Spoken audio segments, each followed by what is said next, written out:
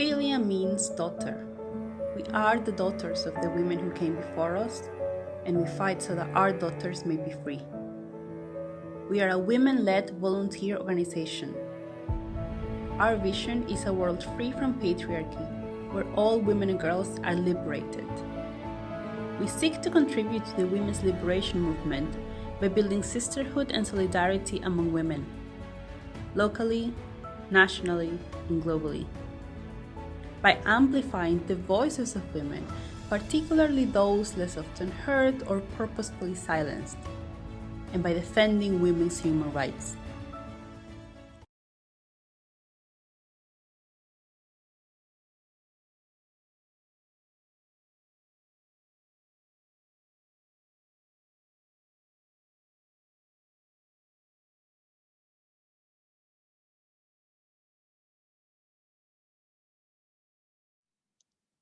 Dear visitors, thank you for coming today to the Philia webinar, Sex Trade Survivors Demanding the Global Change. I am Luba Fein from Philia. 13 survivors from 12 different countries are taking part in this webinar. We are gathered here not to mince words. We are not here to speak on behalf of the liberals or about economic rights of pimps and sex buyers. We are not here to philosophize or debate about choice or freedom of occupation. We are here because we honestly believe that prostitution is one of the most evil forms of human slavery that still exists, and as such, it has no place in a moral society. As you are listening to me, millions of women are trapped in various sexual exploitation industries across the globe. They are traded, raped, drugged, and tortured, mostly by normative men. If we consider ourselves moral and cultured beings, if we consider ourselves to be a part of our communities, then the ignoble, violent, sadistic, traumatic, and inhuman act of trade and rape for money must end. Our event is a part of a well-established feminist tradition of listening to sex trade survivor voices. But we are not here merely to share our stories. Sex trade survivors are more than their personal tragedy. Many survivors spend a lifetime coming to terms with what happened to them and their sisters. Was it my personal fault? How many women have the same experience? How could I have prevented it? And what about the others? Are there any ways to make the practice harmless? What about the next generation? How can I protect the little schoolgirls in my town? They walk down the street with their school bags, happy and carefree. They still do not know that in 10 years, they or their classmates may find themselves in the jaws of sex industry. We have 10 years to save them. It is not much. The clock is ticking. What can we do? These are the thoughts sex trade survivors face every single day. Some of them devote years to reading, gathering information, and synthesizing stories of other survivors. Then they are no longer women with just personal stories, but with valuable knowledge. Survivors turn into activists, writers, researchers, and public opinion leaders. Today, 13 such women have come to this webinar to present their deep understanding and factual data of the sex trade situation in their respective countries. In this session, we have 6 speakers. Simone Watson from Australia, Myles Paredes from the Philippines, Sabrinna Valisce from New Zealand, Grizelda Grootboom from South Africa, Yulia Dorochova from Ukraine, and Yelena Divine from Israel. I'm bringing you now your first speaker. The first speaker is Simone Watson from Australia. Simone is a survivor of legal and illegal prostitution, an activist and a former human rights delegate for Amnesty International. After exiting, Simone dedicated the rest of her life to educating the public about the harms of prostitution. She was one of the contributors to the book Prostitution Narratives, Stories of the Survival of the Sex Trade by Caroline Norma and Melinda Tankard-Reist. In her article, she explained the motivation behind her activism that costs her money and affects her health. Let me read a small part of it for you. This is my life. Would I do this if I thought prostitution was just another job I once had? If being prostituted was sex work? It costs money to travel, even when almost everything is paid for. Having done it at least 9 times last year, I often risk losing my rented home, the one of the few places I feel vaguely safe because I chose to risk it. Sound familiar? Just for the opportunity that someone, anyone who has sway might listen, and I mean really listen, not listen and put it in the opinion basket, not listen and say that full decriminalization is somehow bringing us into the 21st century, when it is the most oppressive form of sexual inequality in the planet. Not listen and then ignore the truth about New South Wales, Victoria, Queensland, Germany, the Netherlands, and Brazil. Not listen and then give free rein to the pimps, procurers, and profiteers, the very ones who made their fortunes of my body and stole my life away. This is the life I have now, writing emails and going broke, telling people I was in the sex trade, breaking it to my family, because like the other women trying to get people to understand what prostitution really is, I care about my life and I care about other women. I'm hoping that you will listen. Simone, thank you so much for sharing your knowledge and your truth with us. We have come here to listen to you. Thank you so much, Luba, for that beautiful introduction, and to Philia and all the other survivor participants and attendees. I wouldn't be here without the support of women like you and women working globally and in my own country. So I appreciate everyone attending and watching this. Indeed, I stand by every word of that, and I'm honoured to be in such great company of real feminists.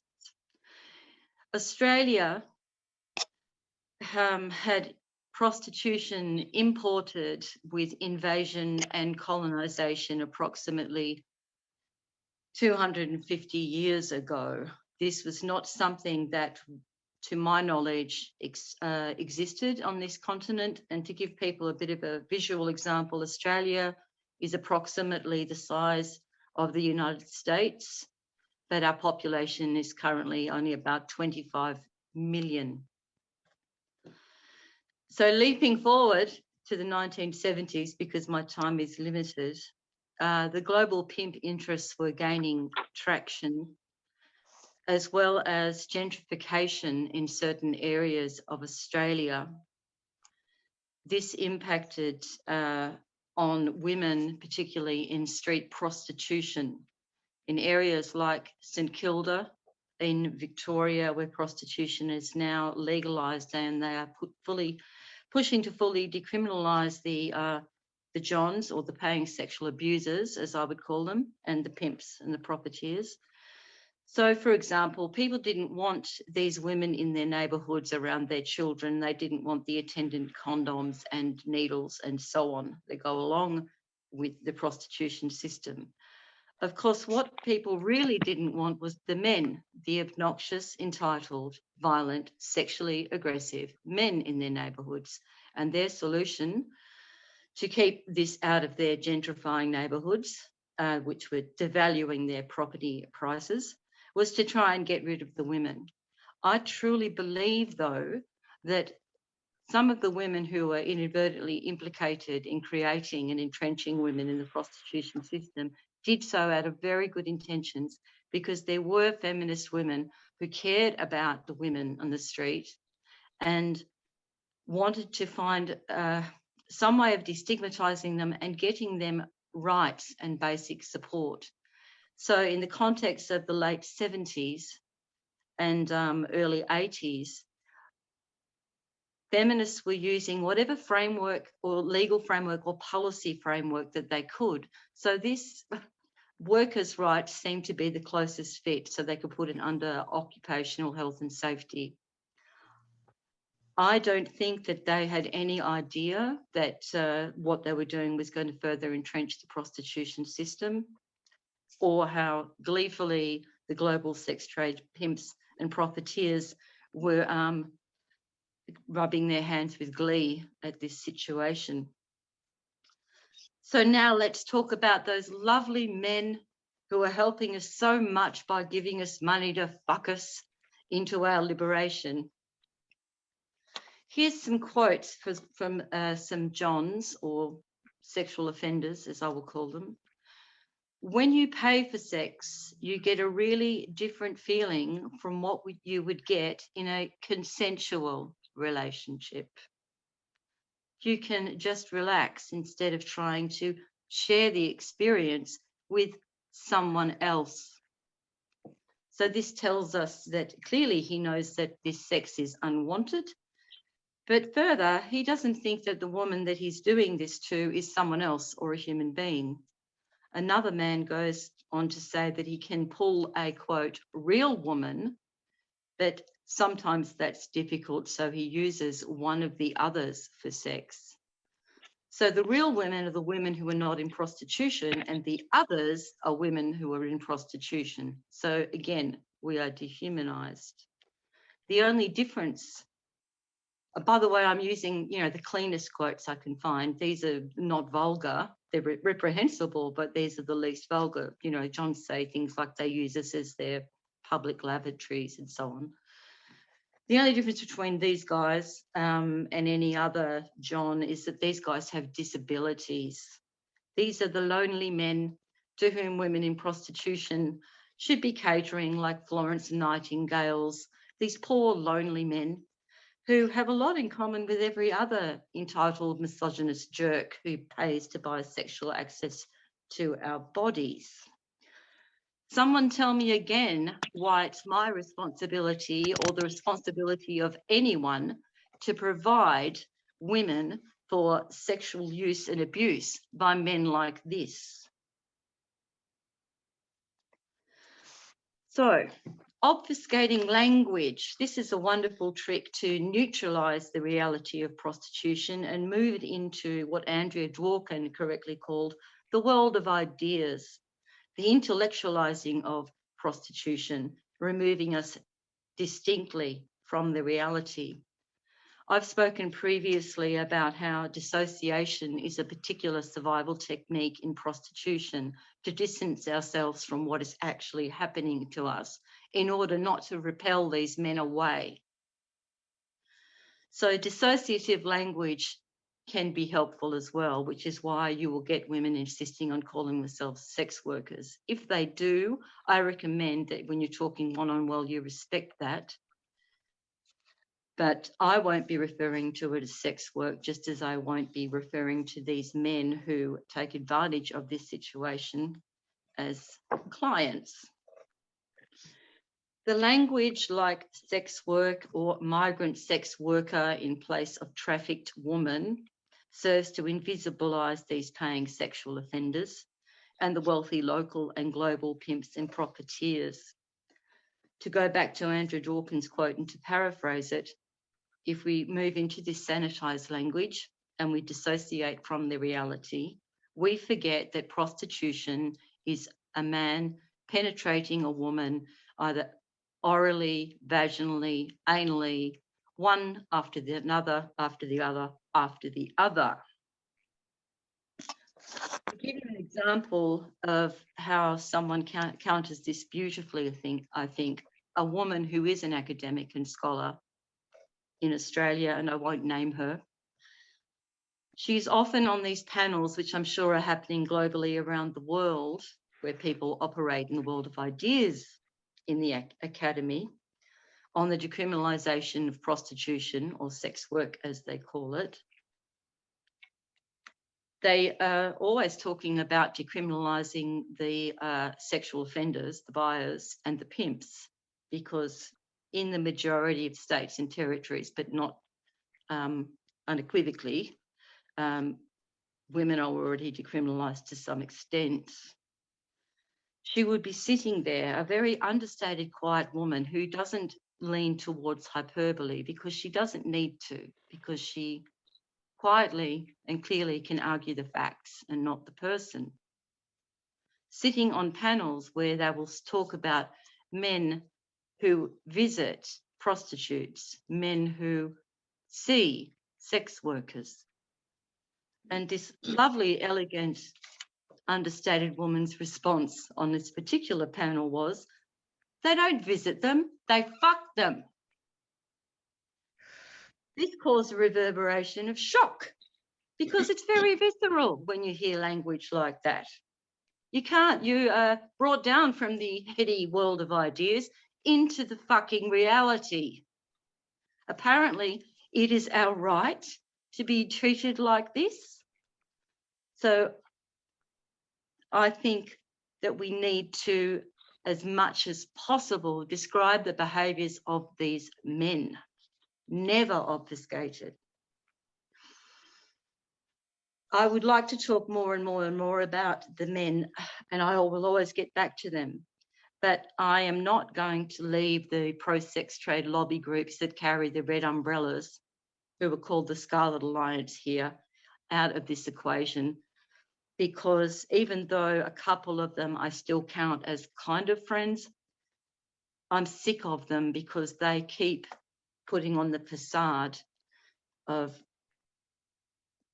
working towards our supposed rights by proxy of the rights of this cohort of men, which studies prove over and over and over again. If sex trade survivors, if you don't believe us and what we tell you about these men, the studies actually prove that men who buy sexual access to women lack empathy, are more misogynist, are more sexually violent, and or have a higher propensity to criminality than the cohort of men who do not. So what they're really doing is buying the rights of these men, or using these men to get rights for the global sex trade pimps and profiteers on the proxy of the rights of this particular cohort of men. Friends to women, they are not. They have influenced legislation most recently in the Northern Territory. In 2019, the Northern Territory decriminalised expanding the decriminalisation of these paying sexual abusers and their profiteers, and even added a clause whereby the women could be taken to court and fined if they didn't provide adequate satisfaction to the buyer. The Scarlet Alliance approved this policy without even questioning that particular clause. The Attorney General went on the Hansard report, proudly calling this member of the Scarlet Alliance her friend and naming her with her first name.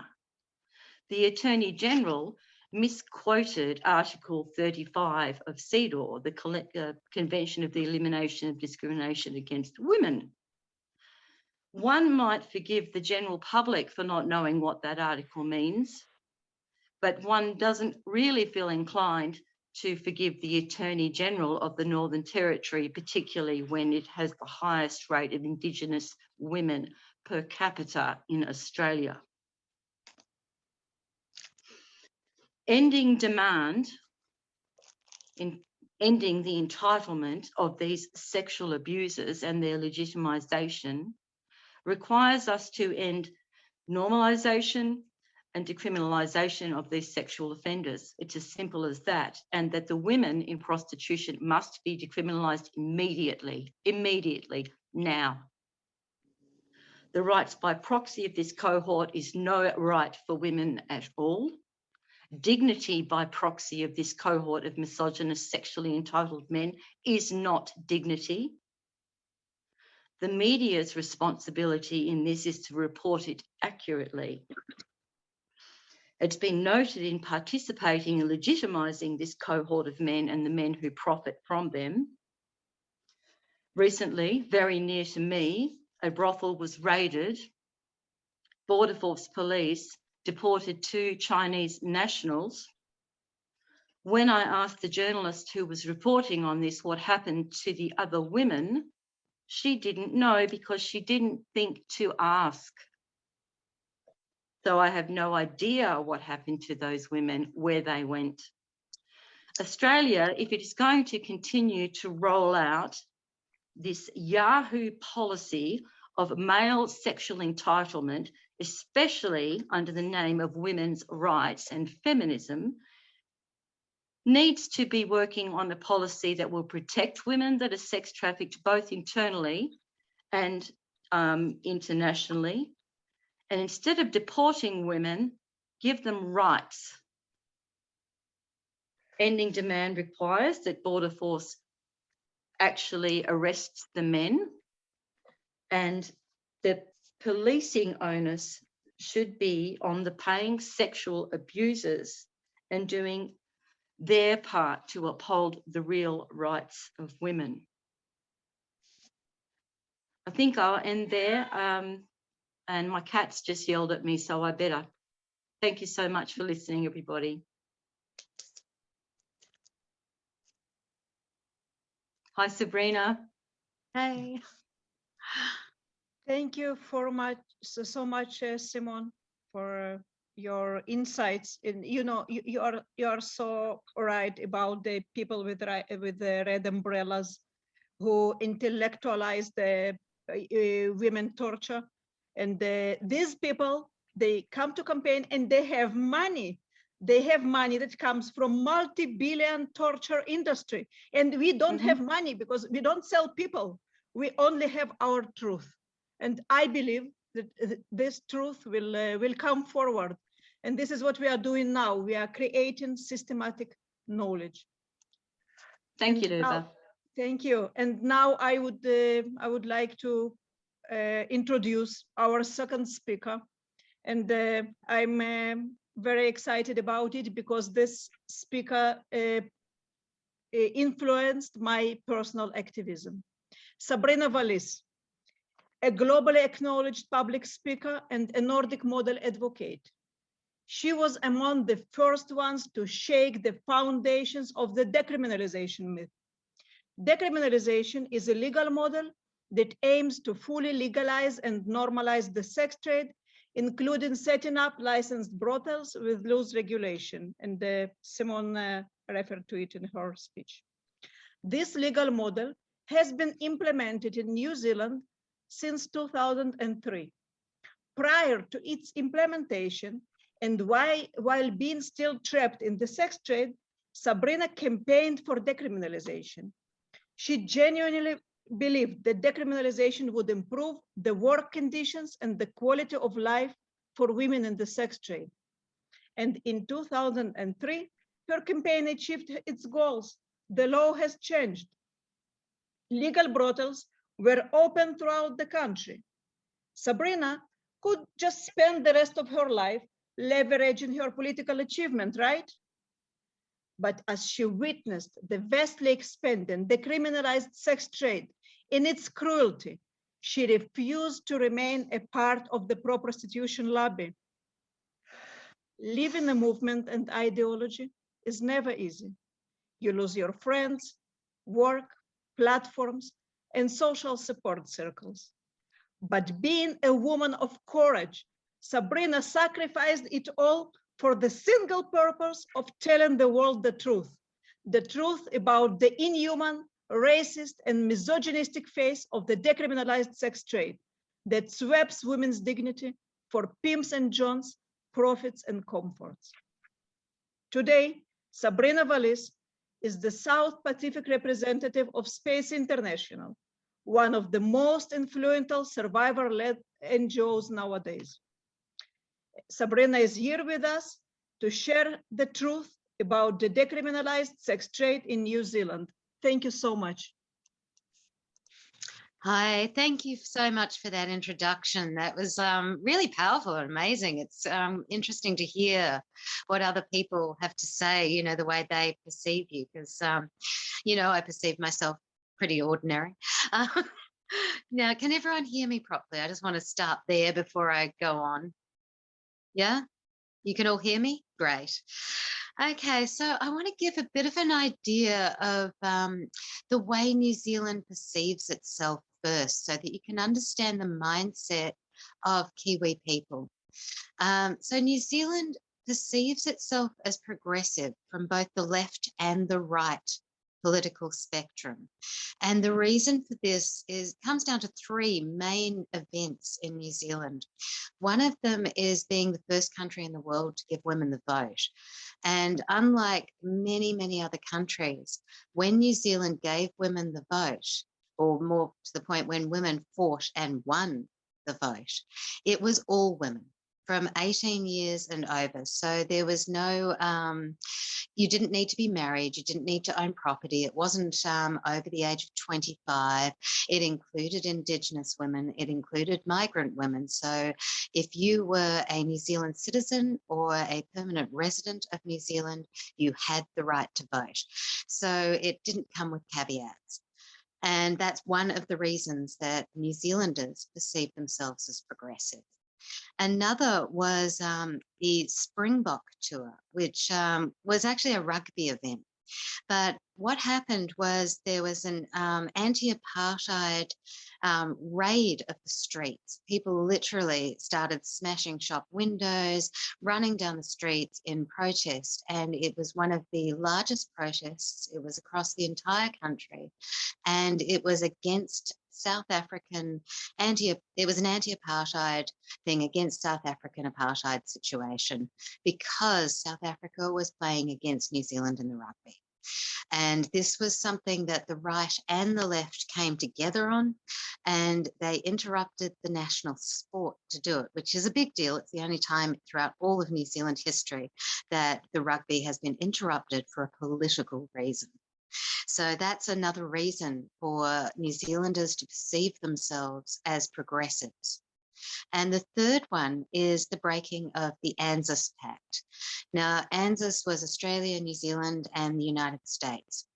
And New Zealand, the smallest country, stood up against the, superpower of the world and said no to nukes. And again, this was an issue that people on both the left and the right came together for. And so they broke this pact with the most powerful country in the world in solidarity over having no nukes in the country and no uranium mining either. And to this day, New Zealand is nuclear free as a result of that. So this gives you a backdrop as to why, when decriminalisation came in, full decriminalisation, which means there is no criminal element to prostitution at all. So the pimps are decriminalised, third-party profiteers of all types decriminalised, punters are decriminalised, and the women and the men in prostitution are decriminalised. This is why the country thinks, oh, this is progressive. Nobody else has done it because we're so progressive. They don't think no one else has done it because it's a failure. And these three events that I've just talked about are what has built up this understanding of ourselves as a progressive country that does things before everybody else. Another factor is marriage equality, which though we weren't the first country in the world to have marriage equality, we had civil unions. Civil union was outside of religion, recognised by the state, union between any two people. Actually, it could even be a heterosexual couple, but for the most part, it was same-sex couples were able to be recognised legally. So we've had that for, I think, since 2001. Anyway, that's the backdrop I wanted to give you to get the mentality. Now, why would decriminalisation be the understanding of what's progressive? And there is a history to this. We had a Jack the Ripper copycat, and this was prior to decriminalisation. The police did not even bother investigating until there was one murder where they believed it was a woman who was not in prostitution. And they started investigating and trying to find the Jack the Ripper copycat. Then they discovered, oh, actually, this woman was in prostitution. And they dropped the case and stopped trying to find him and went, oh, well, it's only those women. And that was in the media. It was very big news. And the police were scrutinised a little bit for it, but for the most part, the public at the time went, yeah, whatever. And it was dropped. So that was the only real newsworthy stuff prior to decriminalisation outside of a prostitute was murdered, a prostitute was raped. That might be the only things you'd ever see in the media. So when full decriminalisation came along and suddenly it was a sex worker was murdered and there is an investigation and we are trying to get the murderer, and then they did, and that murderer went to jail, that was considered the most progressive moment in the history of the sex trade in New Zealand. It was the first time that the police had ever bothered giving a shit about a woman being murdered in prostitution. So this is the backdrop to people saying, it's working, it's the right thing. And you're hard pressed to find a journalist in New Zealand who will even bother thinking about interviewing somebody. And I have been interviewed twice now in New Zealand media. Both times I have had my words twisted and cut at places in order to try and back up full decriminalisation as the right method to go. The first time I said that I would not be giving horror stories, that I just wanted to talk about the everyday reality. The only quote they took was, I'm not prepared to talk horror stories. And they made it sound like I hadn't given the interview. I had done a 2-hour interview with them. And the other time that I was interviewed, they cut the interview into sections and they got a pimp to respond. And then they made it sound like I hadn't been anywhere near prostitution during decriminalisation when I actually had been. So this is the kind of thing you're up against, to the point that I actually refuse to do interviews in New Zealand now, because I know that the result is not even going to be to actually get the voice out of the Nordic model. It's the suppression within New Zealand is so much so that I don't think even Kiwis know how much the media is suppressed. Now, to have a look at this idea of progressivism, I just want to say all the things that aren't progressive about New Zealand. Abortion was only just removed from the criminal code in 2020. That's last year. It had been illegal right up to that point. So up until last year, a man could pay for sex with a woman. He could pay to rape a woman, but a woman could not get an abortion. So that tells you how we're not really a progressive country. We have the highest domestic violence rates in the developed world. That we have got Jacinda Ardern, who is our Prime Minister, and she is put through legislation to try and make it easier for women in domestic violence to leave. However, it's only going to work for a woman who is employed, whose employer is prepared to pay her 4 weeks leave while she's not actually working, so that she can leave that situation. So we also have, out of the 17 OECD countries, we have the highest rate of rape, the highest rate of sexual assault, the highest rate of street violence, and the highest rate of domestic violence. And it's 1 in 3 women and girls and 1 in 7 boys and men who are raped in New Zealand. 1 in 3 women and girls and 1 in 9 men and boys who suffer from domestic violence.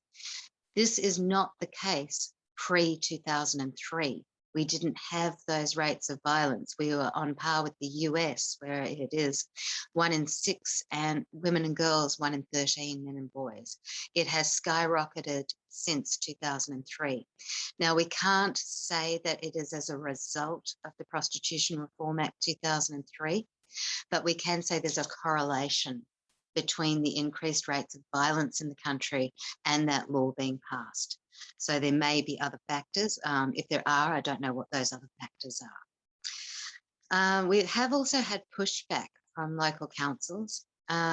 Christchurch City Council and Manukau City Council have both tried to overturn the Prostitution Reform Act 2003 through council legislation. And in both cases, they were told they weren't allowed to do it because New Zealand only has one system of parliament. We don't have state and federal, we have what's called MMP.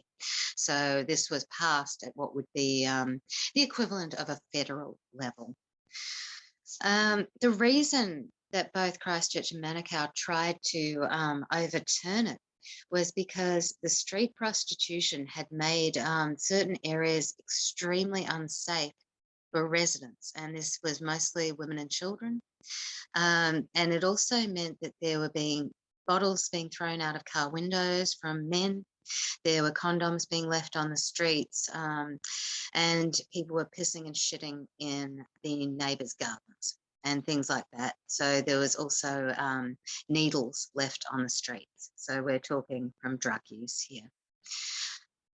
This is exactly what you expect to happen when you have prostitution decriminalised, because there's no, I guess it's just left. There's no law that is going to protect anybody, and there's no law that was going to criminalise anyone. You just have a grey zone of whatever happens, happens. And so residents are powerless to clean up their streets. Women in prostitution are powerless to get any services to help them get out, because you can't have services to help somebody leave something that isn't considered wrong. That's like saying, why aren't there exit services for people in accounting? Because it's considered normal. Well, prostitution is now considered so normal that people consider it a job, not any kind of violation of a woman's body. The law itself, when it comes to trafficking, there is no trafficking law. It's not even recognised as a possibility in New Zealand. Domestic trafficking, sex trafficking are not recognised. Labour trafficking has only been recognised within the last 5 years, and that is usually from Tonga and Samoa for men. It isn't so much women. With domestic trafficking and sex trafficking, those are the areas that are mostly women, and they have not been recognised. There is one line in the whole Prostitution Reform Act 2003 that refers to trafficking but doesn't actually use that word, and that's section 19, where it makes it illegal for any person who is not a citizen or permanent resident of New Zealand to be in the sex trade. What that means is it's considered a visa violation. So the person who is caught in it is the criminal. So in other words, trafficking victims are criminalised, prosecuted and deported. This is after they have been put into holding cells. So they're held in custody until deportation. Now, considering the majority of our trafficking victims are from Thailand and Korea, this means that when they are deported home, they are trapped in prostitution for the rest of their lives. Their family will disown them. Their friends will not talk to them. This is the culture. It's considered a moral issue to them. They believe that the women are immoral. So that is like a death sentence. These women will die in prostitution. That is the fate of any woman who is deported from any country for prostitution. So, you know, we're not doing anybody any favours, and we're really not taking trafficking seriously. Now, the NZPC, this is the New Zealand Prostitutes Collective, who pushed for full decriminalisation, is trying to get this one sentence removed from the Prostitution Reform Act. If it's removed, it actually makes it even worse. It means that there will be nothing to stop women from being trafficked. In fact, it will decriminalise sex trafficking in New Zealand. It'll effectively do that. There'll be nothing there to stop women from being trafficked, nor will there be any reason to pull them out of prostitution, and it can go on indefinitely. So while the situation is dire right now, it can actually get worse, and there is a lobby trying to make it worse. So that's the main thing that we're trying to do at the moment, is to look at trying to get anti-trafficking laws specifically introduced in New Zealand, so that if that, you know, that line does get removed, there is something else to catch the traffickers. There's been one case of a person being caught as a trafficker, and they weren't actually called a trafficker at all. They were in violation of visa laws, and they went to jail for only about 4 years. So it wasn't even a real punishment, nor does it have anything to do with a sex crime. It's a visa crime. So they have more rights than somebody who has been done for statutory rape, who may have only been 17 years old and in a relationship with a 15-year-old. That person will have a sex crime on their record, whereas a human trafficker in New Zealand won't.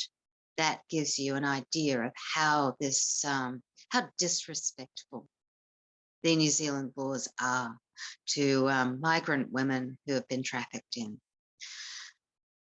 Okay, to wind it all up, I think in New Zealand, the main thing that needs to happen is services to help women have other options. And it really doesn't matter what the name is at this point, because once those other options come in and women start using those services, I think the conversation will be able to be begun as to why women are exiting the prostitution circles, and, well, why women are exiting the sex trade.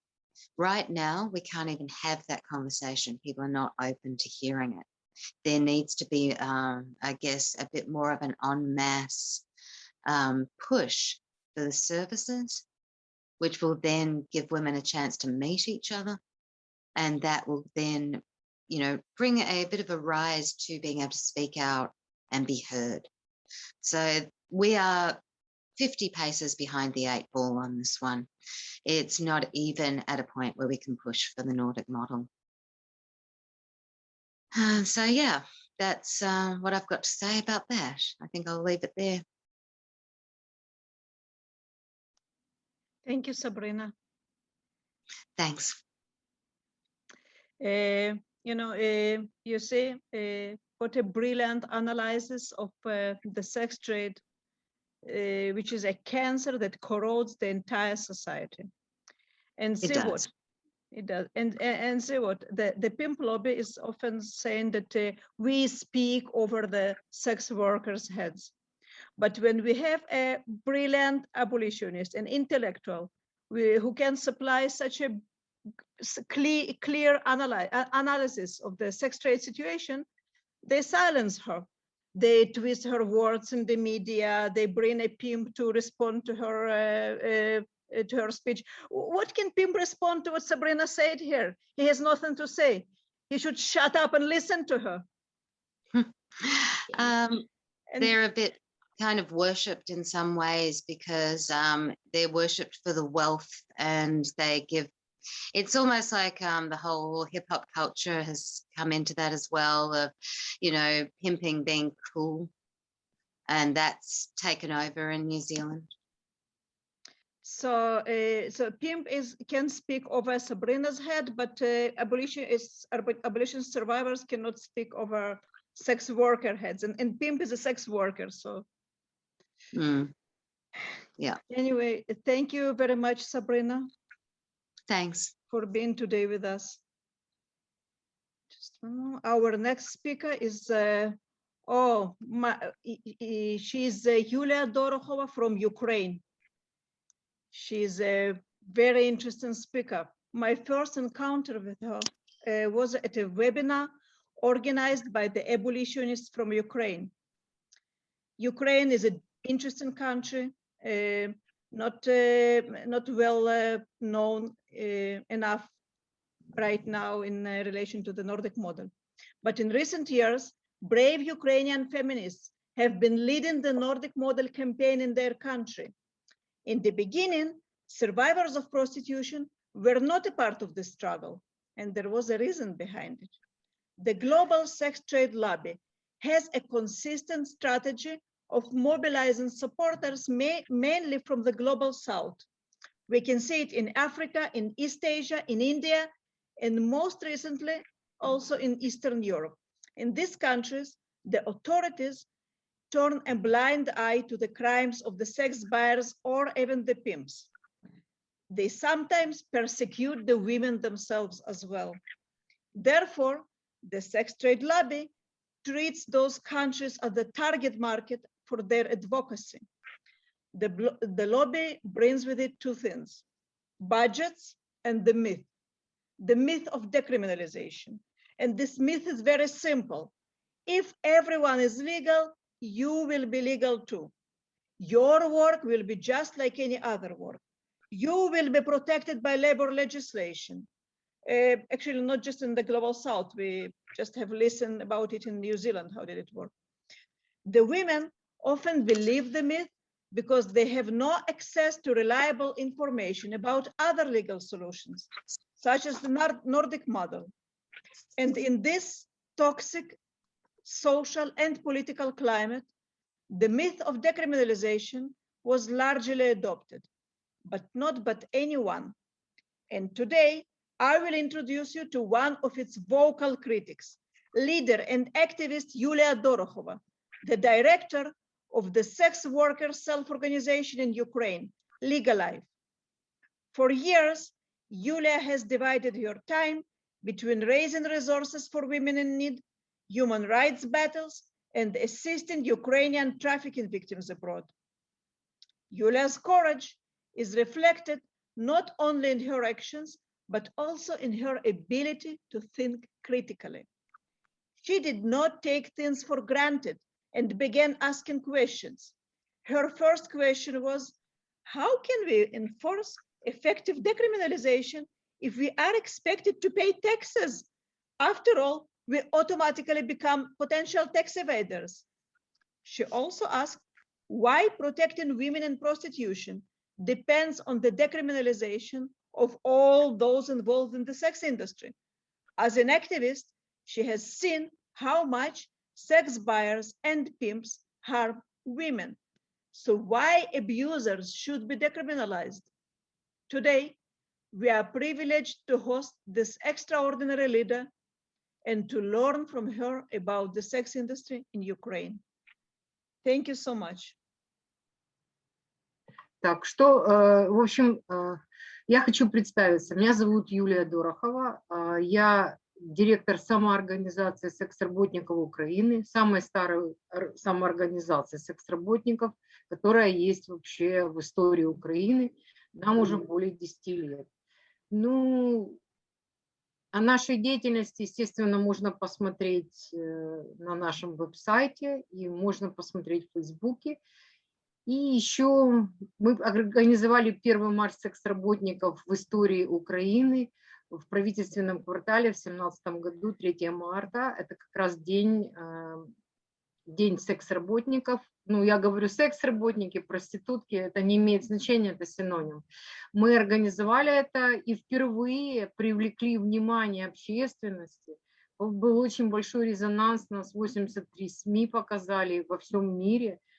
Мы очень боялись, и это было первый раз, но мы заявили о том, что мы есть, и нас больше 100 тысяч по оценкам ООН, а на самом деле нас еще больше, потому что очень многие проститутки или женщины, которые предоставляют сексуальные услуги, они себя не признают проститутками в силу, в общем-то, психологических вопросов. Ну, то есть не признают, и все. Поэтому эта цифра намного больше. Есть женщины, которые занимаются такими, проституцией, от случая к случаю, когда у них крайняя необходимость, не хватает денег на детей, на лечение, на какие-то вопросы, но они не занимаются этим регулярно. Проституция в нашей стране только административно наказуемая, индивидуальная. У нас есть 181 статья со значком 1 Административного кодекса Украины. Там предусмотрено предупреждение или самое большее от 5 до 10 необлагаемых налогов, необлагаемыми налогами минимумов граждан. То есть, грубо говоря, это 17 гривен. Это совсем мало, это $0,50, в принципе. Но если учесть, что Украина очень бедная страна, и от 85 до 170 гривен, эта сумма небольшая. Но здесь кроется самое большое. Дьявол кроется в мелочах, потому что эта статья отличный инструмент для полиции, как шантаж, как вымогательство, как коррупция, поскольку, к примеру, девушку задерживают, она из маленького села, потому что там клиентов нету, они в основном в больших городах или на трассах, и говорит, предупреждает, что если ты не будешь работать на меня, то мы сообщим это в сельсовет, твоим родителям. Все, девушка попадает в рабство.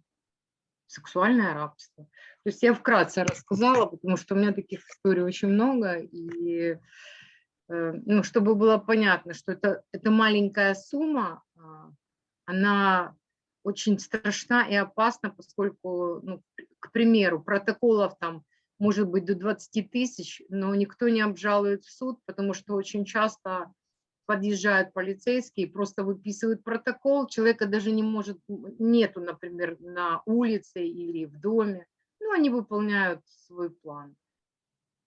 Это очень болезненная ситуация, и женщины, как правило, не идут в суд и не отстаивают свои интересы, потому что им адвокаты дорого стоят, помощь не оказывают, и если их насилуют,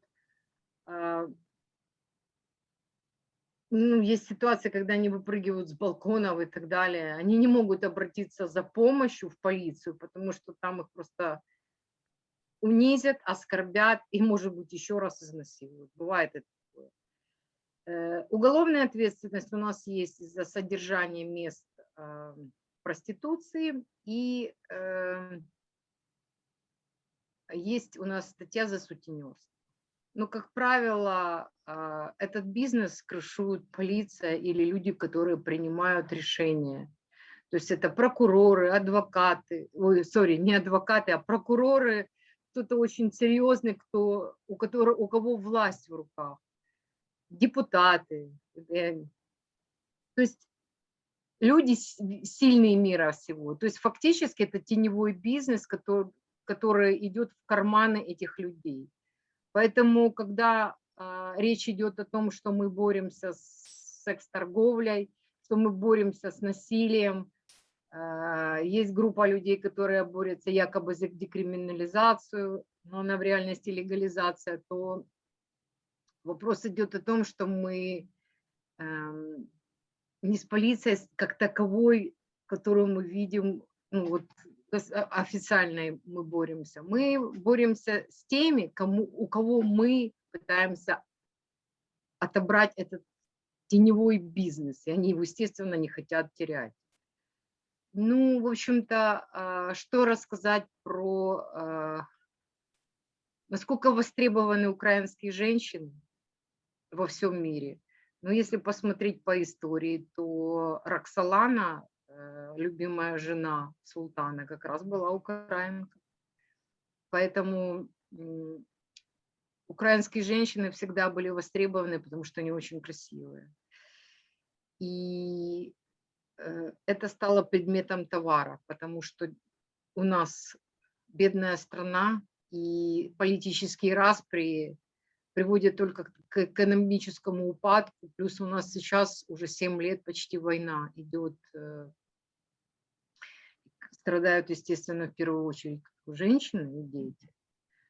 Женщины вынуждены заниматься проституцией, чтобы прокормить детей, прокормить себя, за защиту, за лекарства. То есть в зоне военных конфликтов это востребовано, потому что солдатам нужна разгрузка, а женщинам нужна защита.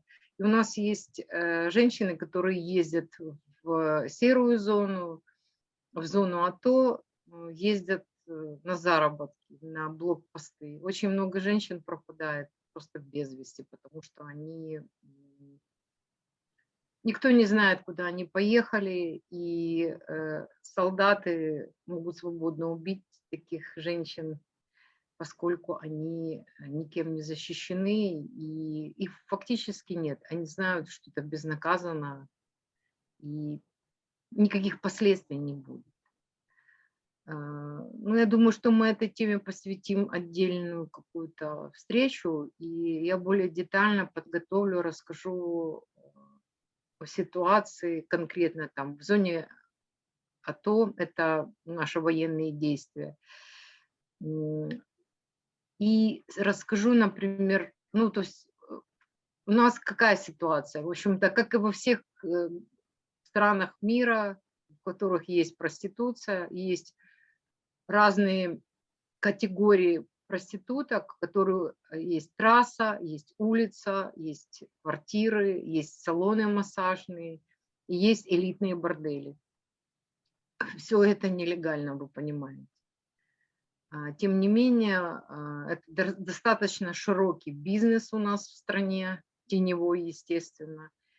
И стоимость, естественно, на трассе женщины копейки, по сравнению с женщинами, которые находятся в квартирах, и те, которые работают в элитных борделях. Ну вот, это конфиденциальная информация. Я сейчас хочу рассказать о том, что у нас была ситуация вот совсем недавно, когда к нам обратилась женщина, которая работает в борделе нашего мэра. Это сеть Рио, рестораны, бары. И один депутат, очень известный, ну, Верховная Рада, это у нас парламент, заказал девочку в сауну, и ну, он был под кокаином, под наркотиками, и он просто-напросто засунул ей кулак во влагалище, начал вырывать ей мат. Ну, девушка, помог банщик, если бы он не вмешался, я не знаю, что с ней было. У нее травмы, внутренние разрывы, и она прибежала в Рио, а ей сказали: молчи. Что будешь говорить, то ты вообще просто исчезнешь. То есть никакой защиты, ничего вообще. То есть вы понимаете, что помощь психологическая, помощь надо гинеколога, и мы своими силами пытаемся это все, ну, мы организовали своими силами это, потому что, скажем так, что эту женщину бросить нельзя ни в коем случае, потому что она не просто в шоковом состоянии, она травмирована. Ну, вот один из последних случаев, который он вопиющий, но достаточно распространенный, потому что это реальность, связанная с работорговлей, связанная с сутенерством. Ну и стоит, наверное, сказать о том, что диапазон цен разный, но женщины отдают сутенерам, как правило, от 50%, ну, самое меньшее 40%, а так до 70% за клиентов, за защиту, в общем-то, за логистику. Ну, вот идут на такие условия. Все прекрасно знают о том, что у нас в Киеве очень много публичных домов, таких вот закрытых. Но, тем не менее, это всех устраивает. Еще стоит, наверное, сказать о том, что у нас есть еще одна организация, которая очень похожа на наше название. Она тоже Legal Life, только Украина. Там, к большому сожалению, якобы беспокоятся о секс-работниках, как они утверждают. Ну, то есть вот эти вот все лозунги, все какие-то там документы, наработки, страновой механизм, как называется, CCM, это координационный совет при кабинете министров у нас по вопросам туберкулеза и ВИЧ. Это, в принципе, ручное управление и дележка денег глобального фонда, который поддерживает эту организацию, якобы Декрим. В этой организации руководитель входит в совет директоров НСВП. Ну, я думаю, что большинство из тех, кто будет меня слушать, знают, кто такие НСВП. Это международная сеть проституток. И СВАН – это европейская сеть. То есть они якобы за декриминализацию, хотя еще в начале 2017 года они были за проституцию, за легализацию. Так вот, тот законопроект, который был озвучен у нас в офисе омбудсмена, это было перед пандемией, нас туда не пригласили, нас пригласили правозащитники, поскольку я сама правозащитник с опытом 15 лет и специализируюсь по женщинам, которые попали в тяжелые жизненные обстоятельства, тюрьмам и так далее. Поэтому пригласили, не могли не пригласить, и пригласили, потому что знают нашу деятельность. И, как оказалось, когда начали озвучивать этот проект, я не смогла сдержаться и задала вопрос: а вы тут все, говорю, не юристы, или вы специально все вот это вот делаете, говоря о том, что декриминализация. Декриминализация – это фактически отмена наказания какого-либо, то есть депенализация административного наказания, а декриминализация – это и уголовное, и административное в том числе. Но в этом законопроекте звучали такие вот вещи, как отношения между работодателем и работником, обязательно медицинский осмотр и другие вещи, которые касаются исключительно в контексте легализации. Если государство контролирует процесс налогообложения и есть отношения между работником и работодателем, то это уже никак не декриминализация, а вот это уже легализация. И я об этом заявила в государственной структуре в офисе омбудсмена. И все, кто собрались там, в основном те, кто вот финансируется за деньги глобального фонда, за деньги, кстати, американского народа, я не понимаю, они что видят, не видят, это вот USAID, USAID, что это не декриминализация. Я знаю, что американцы не могут финансировать проституцию, тем не менее у нас декриминализация с элементами легализации. Это просто безобразие, и это недопустимо.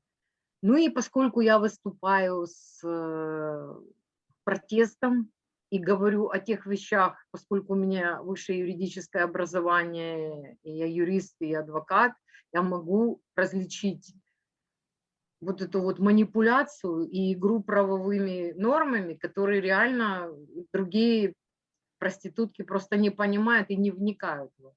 Если это хорошо финансируется, никто ничего не говорит. Люди не понимают, что такое шведская модель.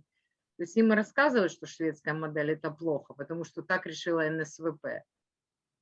То мне и людям, которые поддерживают меня, моим однодумцам, просто не дают никакого финансирования. Мы сколько раз обращались в разные организации для того, чтобы хотя бы обучить людям, дать информацию, чтобы можно было выпустить какие-то буклеты информационные о том, что, ну, какая разница между декриминализацией, легализацией, шведской моделью, какой есть выбор, как должно быть, и что к чему приводит проституция, провести исследование. Нет, нас никто не поддерживает, потому что это идет вразрез той политике, которая насаживается на Украине со стороны НСВП и СВАН.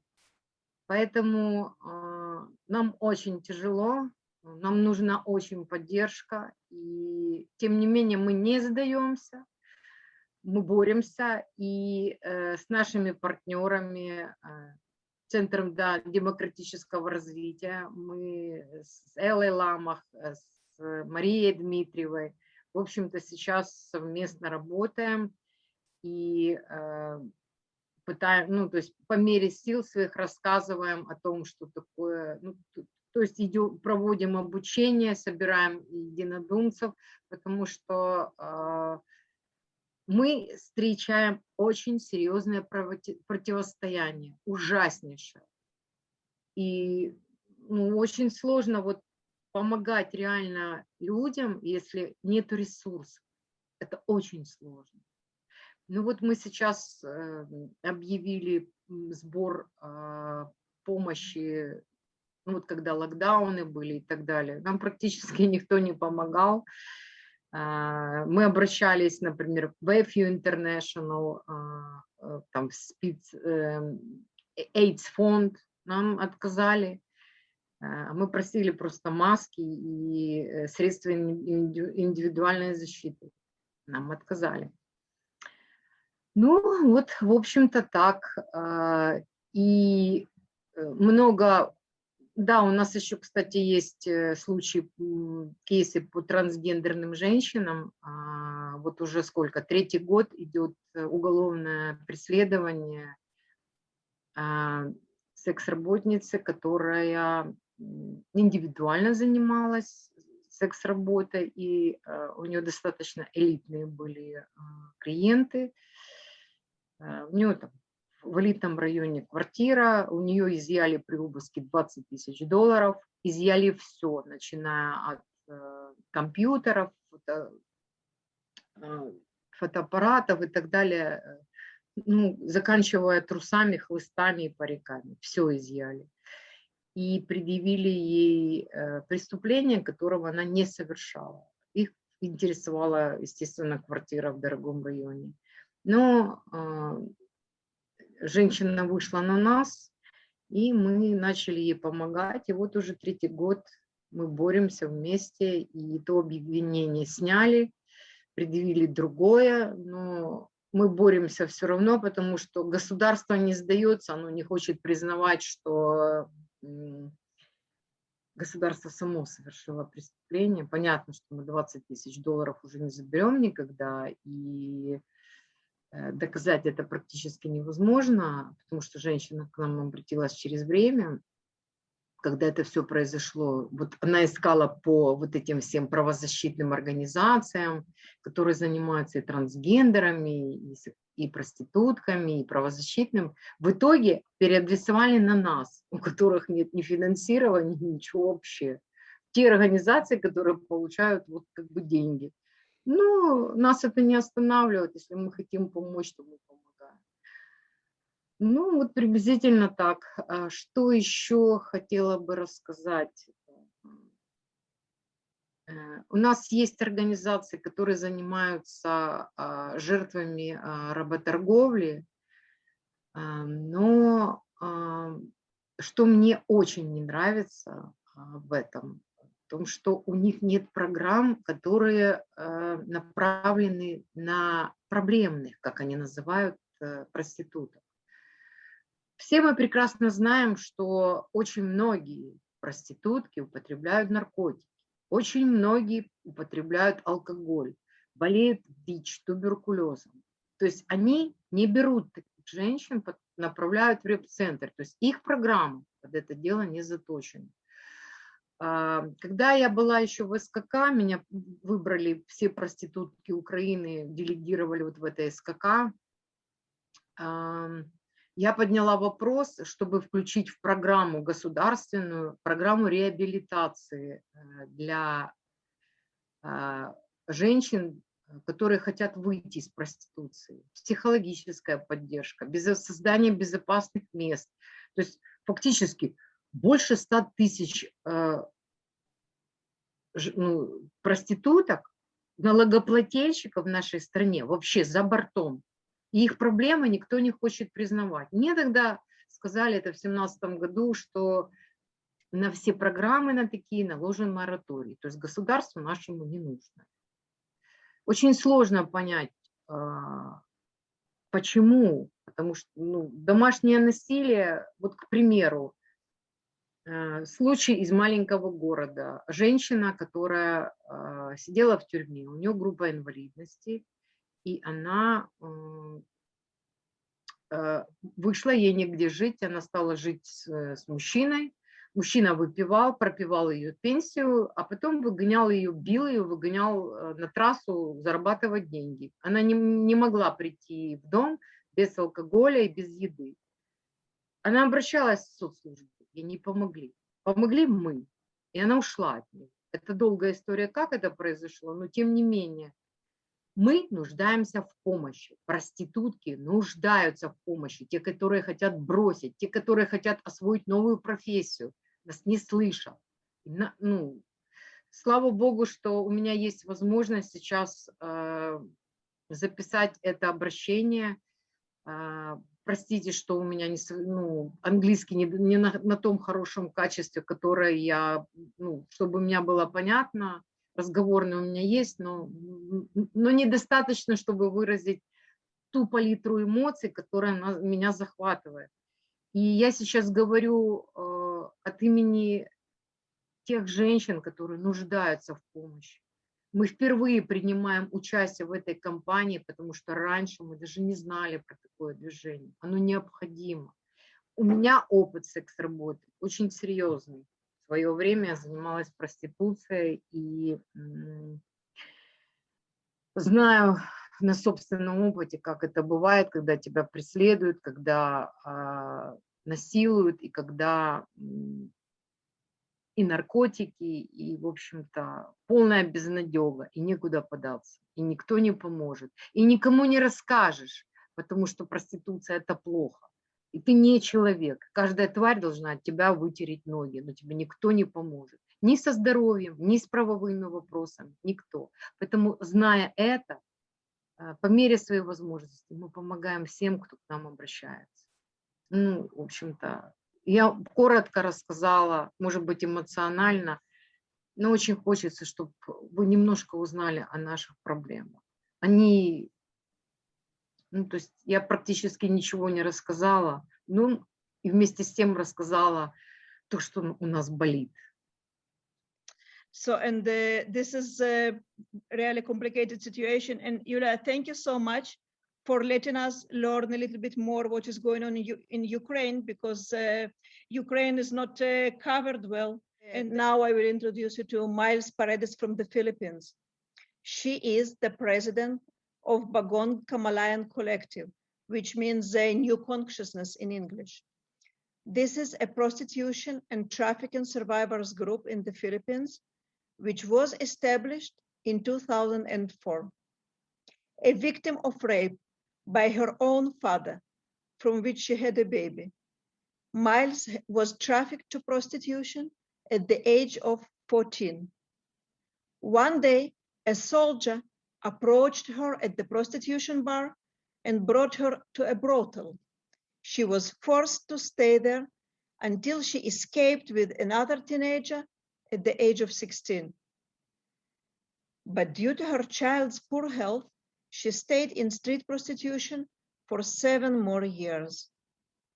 Myles could only exit prostitution in 2003 after discovering the anti-trafficking NGO Ketewé AP, which stands for Coalition Against Trafficking in Women, Asia Pacific, that supported her. She was 23 years old by that time. All this has happened to her, and she was only 23 years old. When she was 35 years old, Myles found out that she was HIV positive. She then became a government-accredited counselor for people living with HIV. At the same time, she was organizing women in street prostitution under the Bagon Kamalayan Collective. 145 women joined the collective. Many of them have left the streets and have started new lives with the help of Myles and Ketevi. She also has established the Empowered Women Survivors Collective in the relocation area for urban poor women, where she resides. Consisting primarily of survivors of prostitution, Empowered Women Survivors Collective has reached 575 survivors. Many of those members are also families of victims of extrajudicial killings by the current authoritarian government in the Philippines. Myles Paredes has also criticized the government politics, such as normalizing prostitution by using the term sex work by the Ministry of Health. In addition to all her tremendous endeavors, Myles is determined to acquire education. Recently, she has passed the alternative learning system and finished high school. She plans to proceed to college when the pandemic is over and take up social work. I am so proud that Myles is with us today. Thank you. Let's listen to her now. Good day, everyone. It is great honor for me and my group, Empowered Women Survivors Collective, EWSC, member of Coalition Against Trafficking in Women, Asia Pacific, or CATWAP, to be invited here. We are based in the Philippines. I am happy to also hear from sisters, victim survivor of prostitution in different parts of the world. Our group is currently active in helping survivors victim of prostitution and various forms of violence against women. I was victimized in prostitution since I was 14, and I am 41 right now. I was raped by my own father and eventually victimized in bar and brothels prostitution by politicians, police, soldiers, and men from all classes. In terms of reducing the demand side of prostitution, I work with CATWAP, where I am also a board member, to pass the anti-trafficking law that protect victims regardless of consent and punishes buyers and owners of establishment. CATWAP also provided trainings on this law in various places in the Philippines, especially for the local government units to those who received the training. I helped in the training by giving testimonies on the reality of prostitution and the effective measures to empower victim survivors and properly address the roots, causes, and effect of prostitutions. The training have helped a lot to implement the law better. However, the current government that pushes Philippines President Rodrigo Duterte is one of the reasons for the increase in the number of victims of prostitution because they themselves are the main buyers. And the president constantly delivered women-hating remarks, reinforcement rape of other forms of sexual violence. Also, because of extrajudicial killings, many of us, including me, lost our loved ones. Those who were orphaned become vulnerable to prostitution. I help sisters 14 and 16 years old. The younger one was quickly sold because of her age, as Mince demands for younger girls. He contracted HIV in the matter of months and died. The Philippines, one of the number one abusers of, of women in prostitution, are the men in uniform. Apart from using women, they also do not take the side of women and they protect the customers. Also, buyers kill women in prostitution. Many of them house and pregnant female survivors, victims, and infect with a sexually transmitted infection. I myself is HIV positive and I lost one of my three children to complication related to HIV. My two other children also passed because of sickness and the other due to the Super Typhoon in 2013 in our province of Leyte. The current government is exacerbating poverty, so more and more women and youth are being victimized. This COVID-19 pandemic was aggravated because the government did nothing to alleviate the hunger experienced by every family. We filed complaints about police officers raping women and prostitution in exchange for their lives or lives partners' lives, or in exchange for crossing the borders during the pandemic related lockdown. So one of the main trainings provided by CATWAP on the anti-trafficking law and other forms of violence against women is also for lawmakers and various government agencies. Many of them buy women in prostitution or tolerated it. Even the police were giving trainings. Due to the trainings, the male buyers were reduced. Much changed in the police when they was formally given anti-trafficking law that have partnered with NGOs such as CATWAP to promote that buying women in prostitution is a crime. They placed banner on the street of Quezon City and in the establishment about the law and penalties. Pamphlets were distributed to the communities, which were also a big help. We built Bantay Bugaw or Pimp Watch mechanism in the trafficking spots around the country to prevent prostitution from the source area. We form watch group against violence against women among displaced by typhoons, so we are able to reduce cases of all forms of violence against women in evacuation camp, including domestic violence, rape, prostitution, and trafficking. While Katwa projects on young men's entitled Young Men's Camp on Sexuality and Prostitution is also one of the very effective methods to reduce the buyer of women and children in prostitution.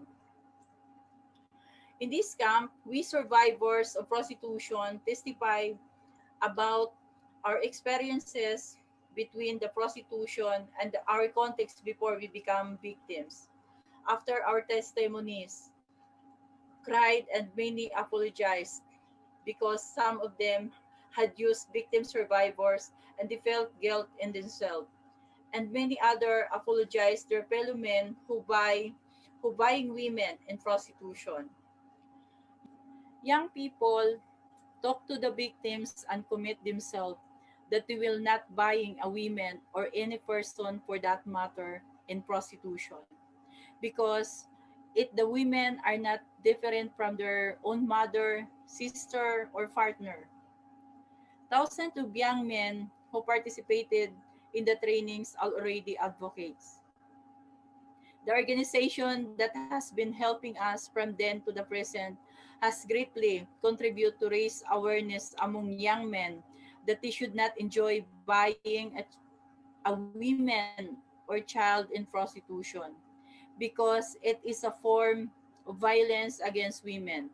In the long year that CATWAP has been doing this, Many young men have become aware of the issue of sexual, emotional, and physical abuses that we suffer in domestic violence, rape, prostitution, and pornography.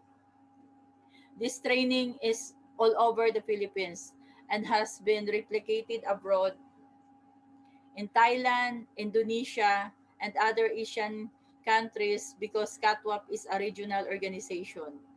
CATWAP also helped a lot to provide trainings to women, survivors, victims, because it makes them feel that they can get support to get out of prostitution and become advocate. Women, victims, and survivors of prostitution are now helping to reduce the demands of prostitution. The training provided by CATWAP are a great help to regain the self-confidence and return to their dreams. Survivors are now cooperating with NGOs to promote that buying women and children in prostitution has corresponding penalties, and that is also reduce their dignity to human beings. Our strong campaign with CATWAP as survivor brings strong message to the public that prostitution is not sex work and should not be glamorized. We speak constantly on social media to destroy myths about prostitution. EWSC CATWAP has 586 members in our province in Bulacan, and my first national group called Bagong Kamalayan or New Consciousness has 150 members around the country. Some of us comes out as HIV positive while also victims survivors of prostitution and extrajudicial killings, and these are powerful messages to the public. We are enjoined by CATWAP in multi-sectoral organization campaign for human rights defense against neoliberal globalization, against militarism, for environmental activism and other related issues because all of this aggravate prostitution. By fighting against the root causes of prostitution, including patriarchy and economics, political, social, and cultural inequalities, we emphasize that prostitution is not work, but a result of these inequalities. Until and we resolve these root causes, we cannot address the prostitution. Calling it sex work will only free the architect of systematic inequalities. We need the real jobs, not prostitution. We need the social movement to address the root causes, including patriarchy. That is why our coalition, World March of Women, Kalimpunan ng mga kilusang masa or social movements, coalition of workers, farmers, environmental activists, the youth, human rights defenders, all are in solidarity with EWSC and CATWAP. We work hard to build unities so that we integrate our issue of prostitution with other structural issues. We build communities fundraise to redistribute food even as we don't have enough. We build cooperatives among prostitution survivors to promote real jobs, but not profits. In our soap making and other cooperative initiatives, we promote values of respect for women's human rights, not commodifications of life, climate justice, and fair trade. Solidarity to all, my sister. Thank you. Thank you so much. Thank you so much, Myles. We are so privileged to host you today, and I'm so happy that we have finally met you here in Philia. Your voice should be platformed everywhere, anytime, as much as possible. So I will introduce now the next speaker, who is my countrywoman, Yelena Divine, a survivor of the Israeli strip industry. I met her first at an annual event in memory of the victims of prostitution. There, she read her original poem about her life as a stripper under the stage name Bianca. After that event, I could not forget Yelena, and luckily, she also did not let me forget her. She started speaking on various media channels and educating the general public about the atrocities in strip clubs. She debunked the myth of striptease is just a dance and became part of our successful campaign against strip clubs with her tremendous courage. Thank you for joining us today, Yelena. It's my honor, Luba. I'm so glad to meet you all. Thank you very much for inviting me. Now we have a video for Yelena. לאחר כניסתו לתוקף של חוק איסור צריכת זנות בספטמבר 2020, תל אביב הייתה העיר האחרונה בארץ בה פעלו מועדוני חשפנות, ואז החליטה העירייה להפסיק לתת להם רישיון. המשמעות הייתה למעשה חיסול ענף החשפנות בישראל. לפני כן, אין ומעולם לא היה כאן חוק האוסר על פעילות של מועדוני החשפנות. כל הפעילות נגדם נעשתה תמיד ביוזמתם של פעילות פמיניסטיות שלא נשארו אדישות והביאו פעם אחר פעם הוכחות חד משמעיות לשירותי מין שנסחרו במקומות האלה. בשנת 2015, ראש עיריית חיפה שכר חוקרים פרטיים והוכיח למשטרה בעצמו שמועדוני החשפנות בעירו סוחרים למעשה בשירותי מין.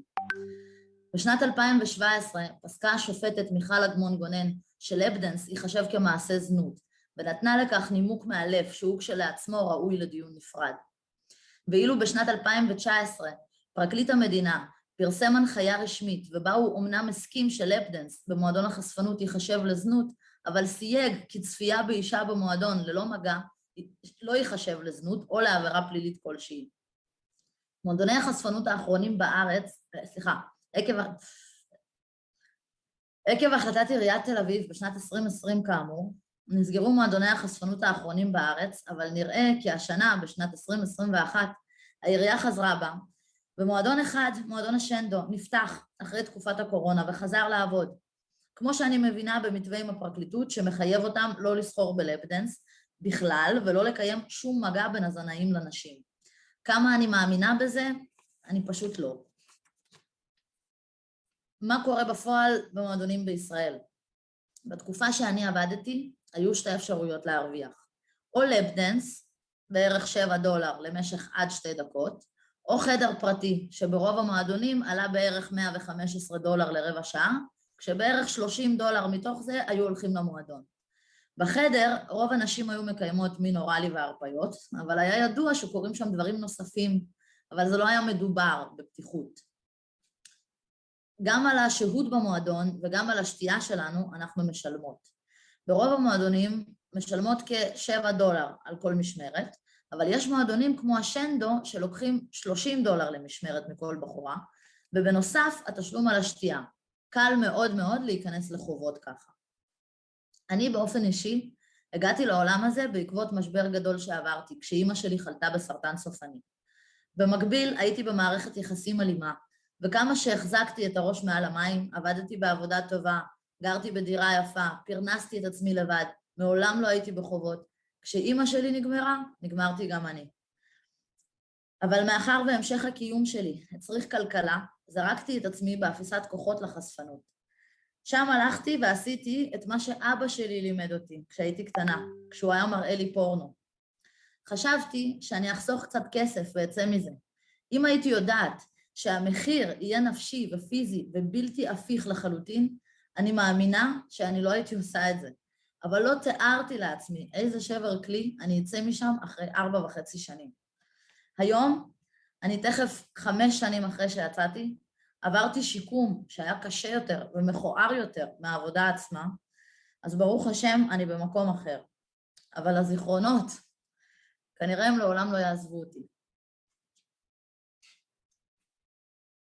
אדם נולד לעולם הזה כמו דף, נקי וחלק. ואז הידיים האלה באות ונוגעות בלי סוף. אין סוף ידיים, אין סוף זמן, ואין בחירה, כי אין ברירה. ובינתיים, אצבעות מטונפות שמקמטות את גופי כאילו הייתי דף נייר. וכמו על דף נייר, הסימנים נשארים לנצח. זר לא יבין זאת. זר מכיר רק את ביאנקה. ביאנקה היא כל מה שאני רוצה להראות.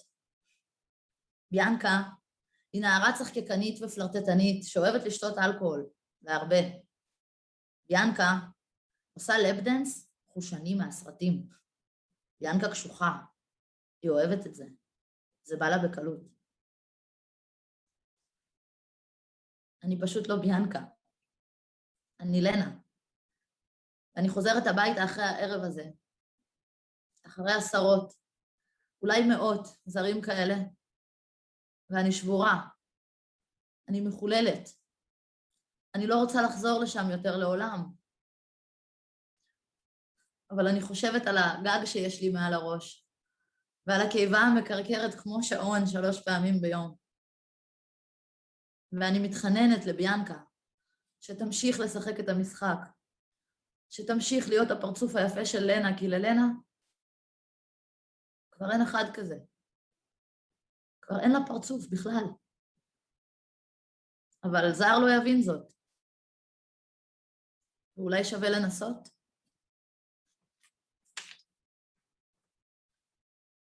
כרגע, כמו שאמרתי, רק השנדו פתוח.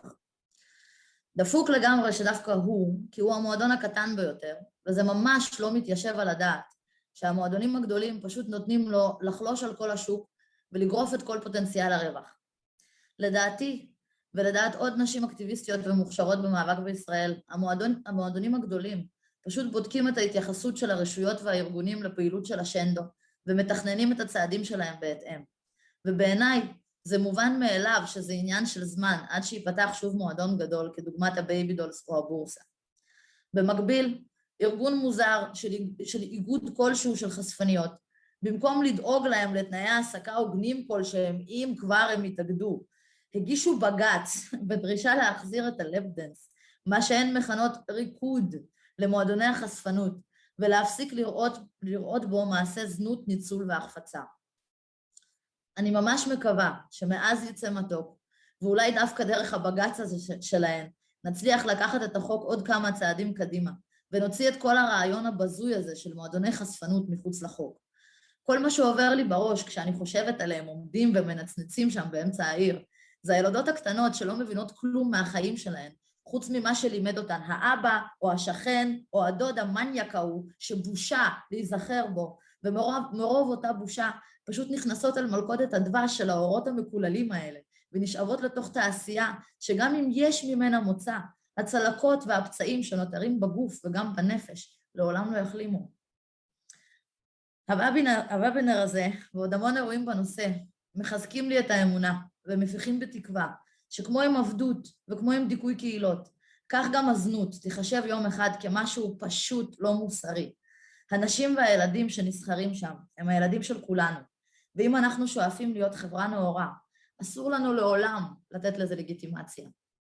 איזה זכות, תודה רבה לובצ'קה שארגנת את כל הדבר הזה, זו זכות ענקית באמת. ואני מתרגשת בטירוף, אני כולי רועדת. לחיים.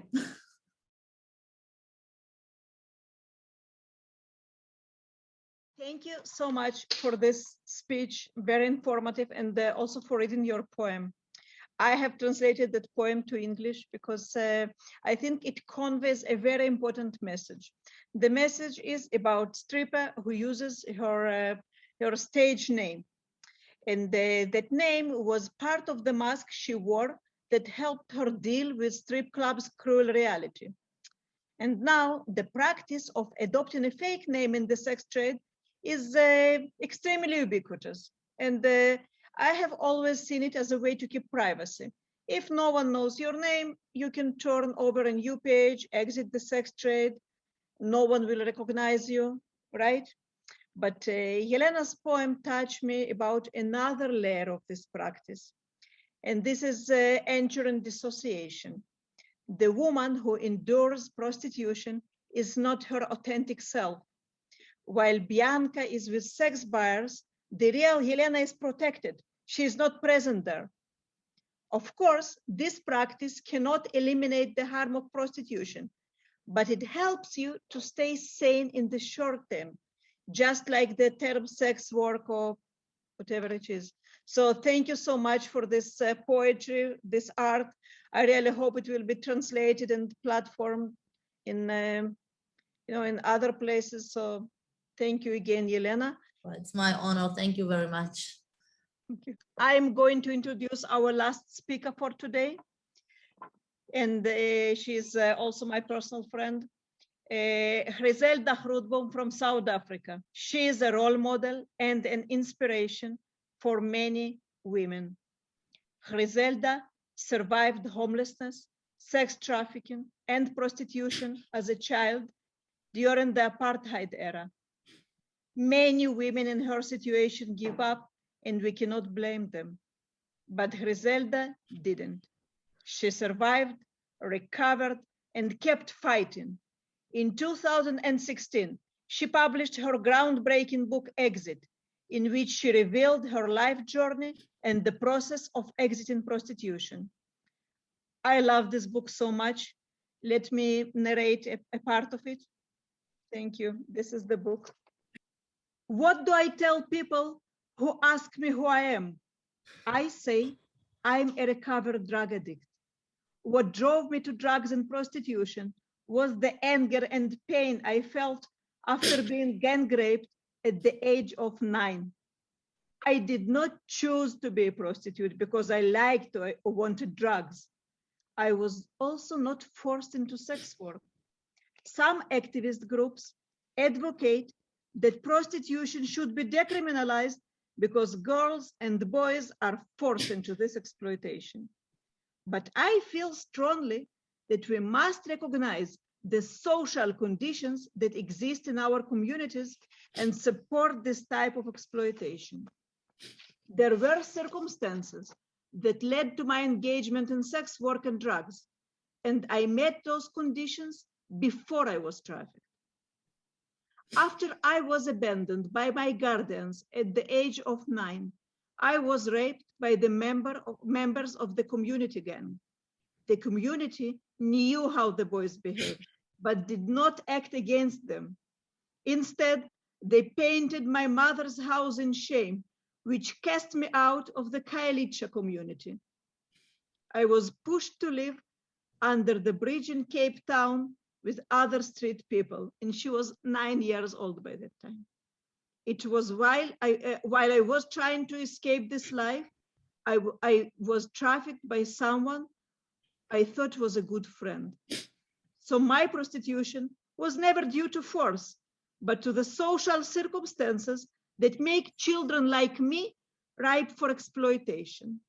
My rape happened in the comforts of my community. My trafficking happened within the comfort of friendship. Violence against women exists at all levels. Thank you so much, Grizelda, for joining us today. Your knowledge and your wisdom are vital in our struggle. Yes, please.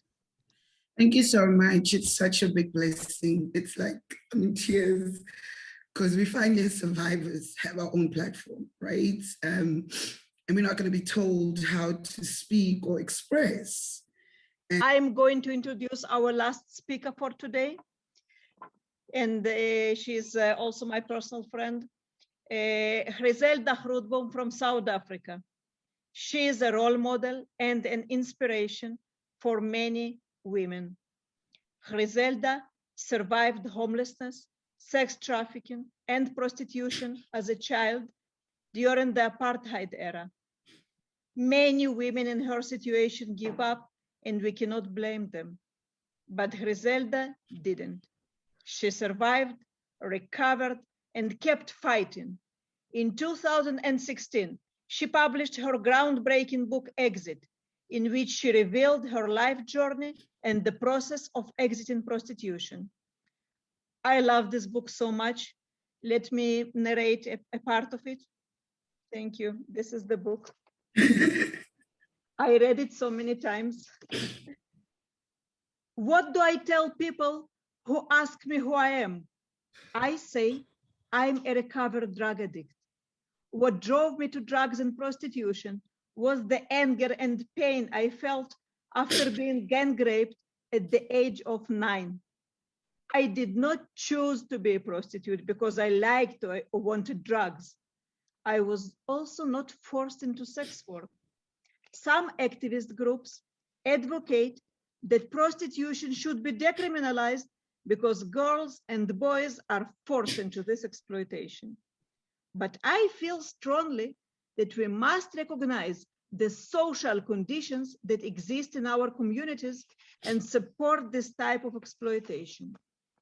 There were circumstances that led to my engagement in sex work and drugs, and I met those conditions before I was trafficked. After I was abandoned by my guardians at the age of 9, I was raped by the members of the community gang. The community knew how the boys behaved, but did not act against them. Instead, they painted my mother's house in shame, which cast me out of the Kailicha community. I was pushed to live under the bridge in Cape Town with other street people, and she was 9 years old by that time. It was while I was trying to escape this life, I was trafficked by someone I thought was a good friend. So my prostitution was never due to force, but to the social circumstances that make children like me ripe for exploitation. My rape happened in the comforts of my community. My trafficking happened within the comfort of friendship. Violence against women exists at all levels. Thank you so much, Grizelda, for joining us today. Your knowledge and your wisdom are vital in our struggle. Yes, please. Thank you so much. It's such a big blessing. It's like, I'm in tears because we finally as survivors have our own platform, right? And we're not going to be told how to speak or express. And being in South Africa or being in Africa, you're extremely lonely as a survivor because the patriarchy culture, African culture, still oppress that. As a survivor of trafficking in South Africa, I think I am probably going through survival of survival right now, being pushed back of what voice I should bring and who do I think I am to say that it shouldn't be legalized. I get bashed by political parties, by lobby health organizations. And I think what Yola was just saying right now is that that's exactly what we go through. Also, just the most insane experience after the United Nations speech. I think that was the most depressing speech I've ever had to do because the whole room just smelled for me like semen, you know? I mean, being locked up in a house for 2 weeks, duct tape around my eyes, injected with crystal meth behind my knees, my lower body being low, and just men taking turns, right? And not feeling any need of what would this do 20 years down the line?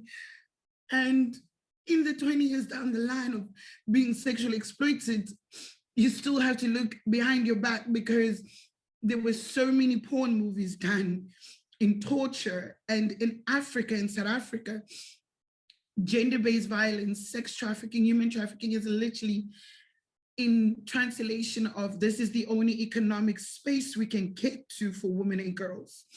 Today, I still work around the country. We still go into brothels. We still go into, like Yola was saying, so-called public houses that the government gives pimps and pretend to say, you know, he's going to take care of the survivors. And, you know, 6 months down the lane, you get a victim that's 9 years old, smelling like semen, having condoms in her and not wanting to get out of under the table and prefer just to do suicidal right there. And that's the rescue plan that we have in South Africa today. That's the rescue plan. And I'm so happy that the report came out of human trafficking in South Africa is downgraded because they are literally just undermining our voices. And I don't know if I can say our because I think I've been probably prostituted lip service on political platforms to discuss human trafficking, but in those spaces, I was insulted to the highest. The highest was, I'm just angry because when I was working for a brothel, 28 years old in Port Elizabeth, surprisingly, I got pregnant with my baby girl.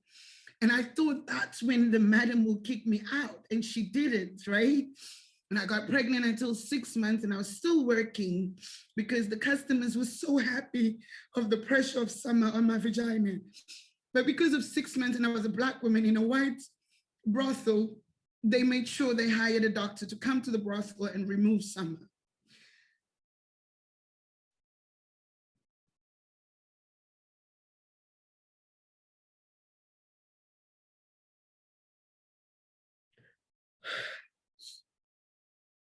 And then 3 hours later, I was asked to take sponges and hold the blood. And that's when I thought, this is it, you know, they can continue to do what they do best. And today, I mean, health-wise, because of that unwanted abortion, because of that torture, the embarrassment to still sit in places and talk about it and feel your body going into a physical health trauma and wet yourself, and knowing that that is frustrating you, and you're sitting in a health conference meeting where people are discussing what they should legalize for women and girls, and you're sitting there and you're thinking the whole room of men were the clients that was in the brothel that I worked at. So it is such a blessing just sitting with survivors and be able to just to pour out the pain and the strain in this fight in South Africa. I know that today it is, you know, a lot of support by a lot of global organizations. That's how this is important this day, because South African organizations is just Grizelda, come and share your ideas so we can write it down, but there's no solution every year.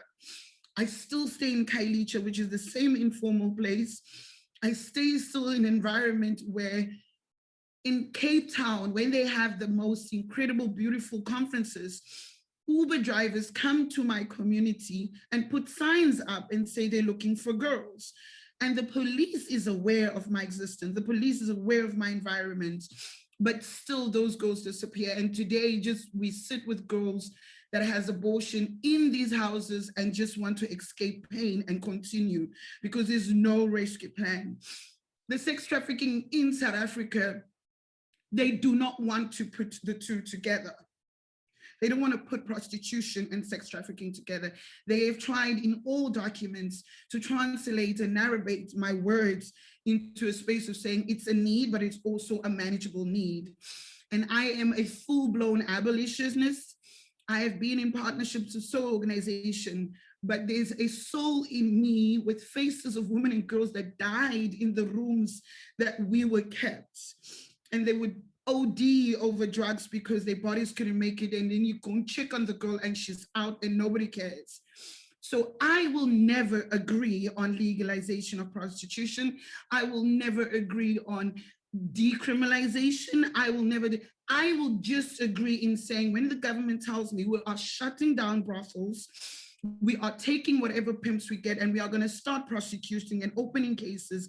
And that's when we can start discussing why should we manage consent adult prostitution to legalize prostitution in decriminalization in its legalizing. But for now, around the world, we have countries where girls are just being brought into South Africa because the language to the world in South Africa is that, no, we are allowing you to have your human rights as an individual. So even if a woman that is having adult sex at the age of 32, she can still bring her daughter from Ghana and Senegal, that 16-year-old, and come and sell it to a pimp, and that will be okay. And that's the language and the misunderstanding on legalizing and not wanting to link sex trafficking in prostitution in South Africa right now. In South Africa, we have, I don't know, thousands and thousands government health doctors with private practice that is pushing that government should legalize prostitution. The only way we can deal with gender-based violence and what we call in South Africa called rape culture is let's legalize the fantasy and the need of men to say, let's legalize prostitution, and not forgetting that there are going to be cracks between these laws. I totally understand. Let's start with a certain equality law that maybe will open the eyes of governments and policymakers. But no, no. I grew up on the street because of government. I never asked government to come and remove me. I became a street kid at a very young age because of government. Not because I was a drug kid, not because my parents abused me, no, because of government. And because of that foundation, I ended up in sexual exploitation and all the higher level of torture against women and girls. So for me to sit and be a woman in a country in South Africa and still feel, oh no, let's just speak nicely for the sake so that the government can hear us. I refuse to do that language as a survivor. I refuse to even be saying, let's do this collectively so that we can just get a footstep in the door with policymakers in Geneva or wherever so we can decide how to tackle sex trafficking and prostitution. I refuse. As long as they're trying to separate the two, as long as MSC trying to separate the two and saying prostitution and sex trafficking is not happening, because in Africa right now, women and girls are being trafficked because the world is saying, let's legalize prostitution. And that trafficking through the geographicalness of them traveling through the oceans and containers and trucks and all waters, along the way, the 10% of those women die. And nobody cares.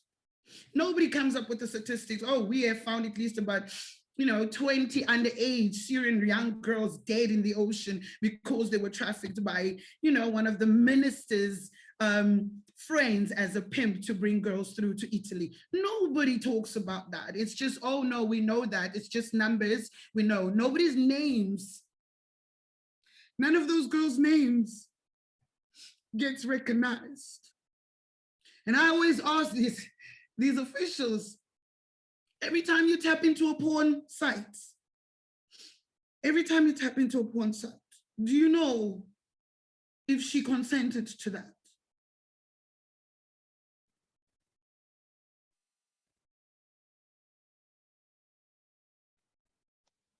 You have to deal with your nervous system so many times when you sit on platforms to fight for a change.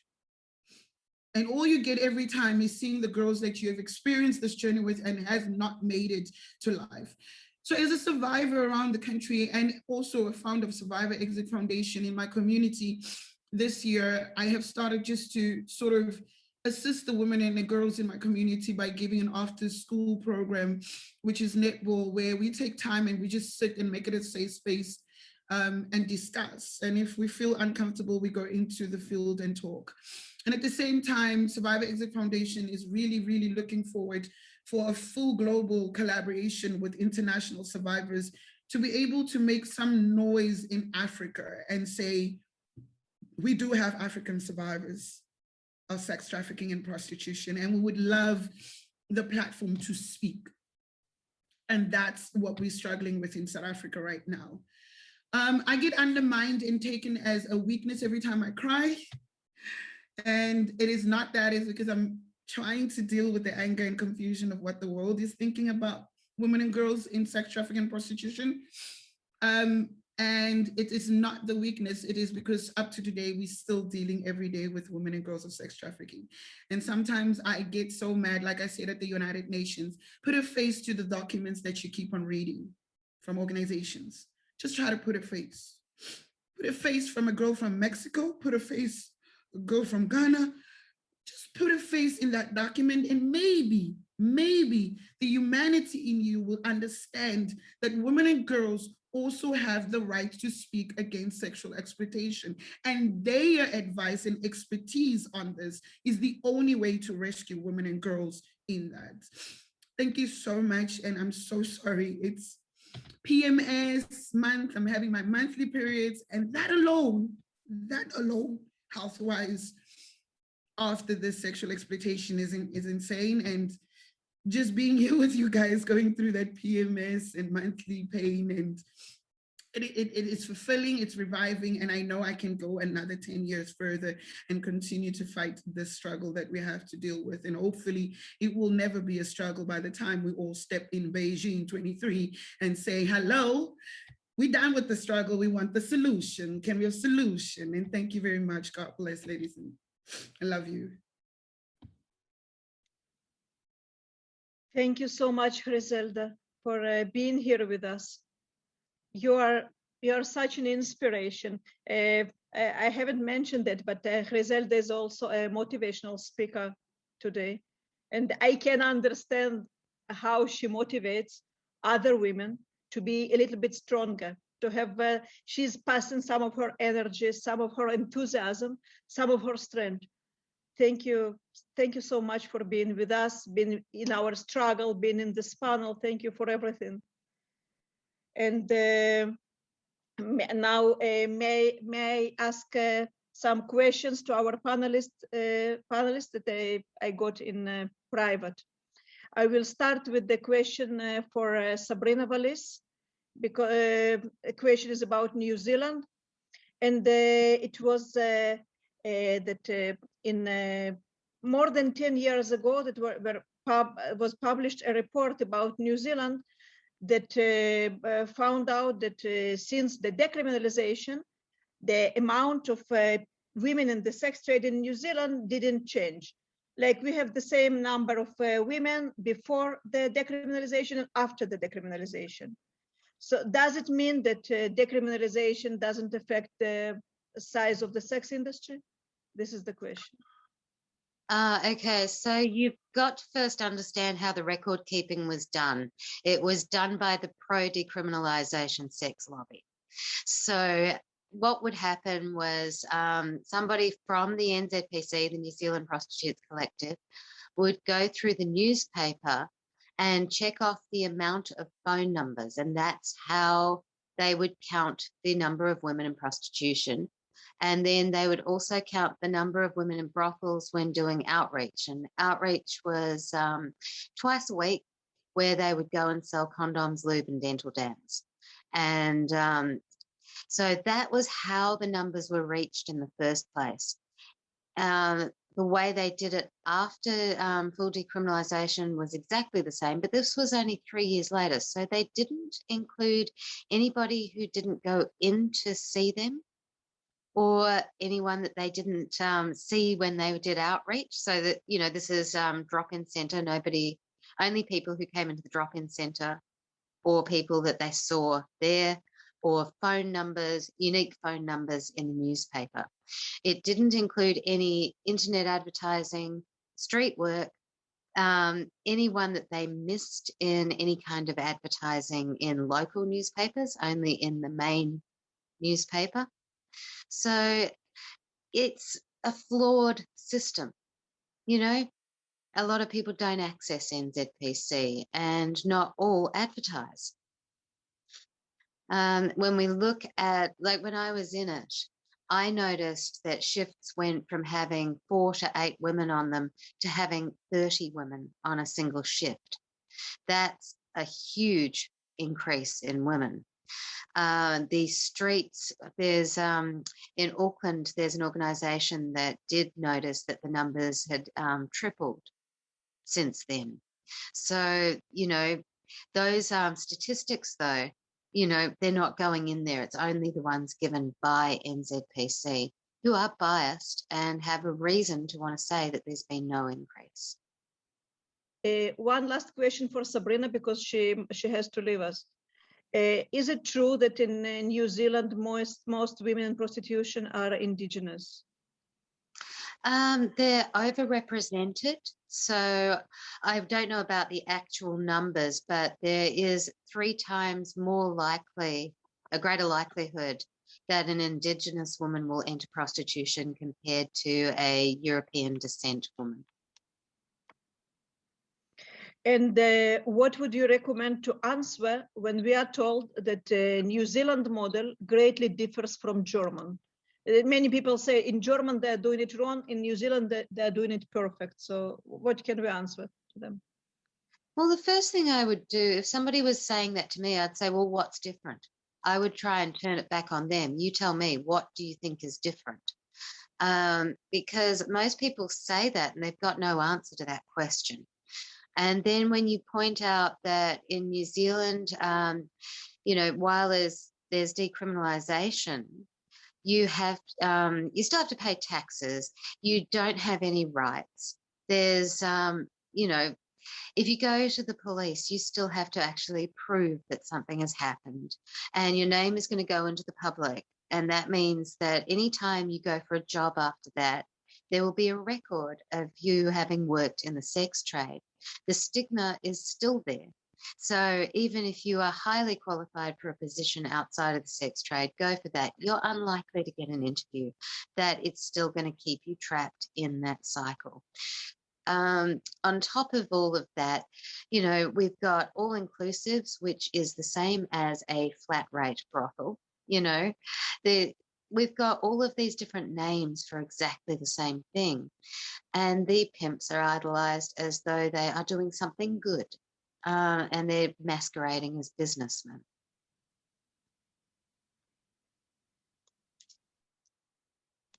Thank you very much, Sabrinna, for your answers. Again, very educated, and this is the truth about the decriminalized sex trade. Okay, so I will pass the question to someone else. Simone is not here. А можно я спрошу? Okay, Yulia. I'm here, just letting you know. Okay, Simone, I have a question for you and for Myles. So, Yulia, your question. У нас преподносят, что в Новой Зеландии, ну вот та информация, что есть. What Yulia has said is quite similar to the previous question. She said that in Ukraine, where the sex pimps and John's lobby is so active, they pump all the time the decriminalization New Zealand myth, that New Zealand is a paradise for prostitutes. So she's willing to get as much information as she can to post on her website about the real situation in New Zealand. Okay, thank you. Yulia, whatever Sabrinna has to send to you, she can send to me, and I will pass you. And also, I have a very interesting report by the UK abolitionist Helen Johnson about the situation in New Zealand. I will send it to you too. So thank you very much for asking. And the next question to Simone. Excuse me. Oh, I just wanted to say on Space International website, I have written something about New Zealand that she may be interested in looking at. Okay, so pass me the link and I will send to Yulia to the Space International's particular page. I would love to read it too. Somehow I think I skipped it. Thank you, because I don't have before no information, no connect, and I say we will provide you with the information about New Zealand. When we have information, we have power. Yeah. Yes. I will help you to translate. Yes.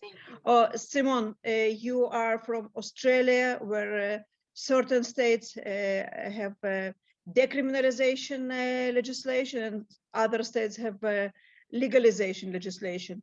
Is there is the difference only in the name, or there are factual differences between two kinds of states? What is worse and what is better for women in prostitution, decriminalization or legalization?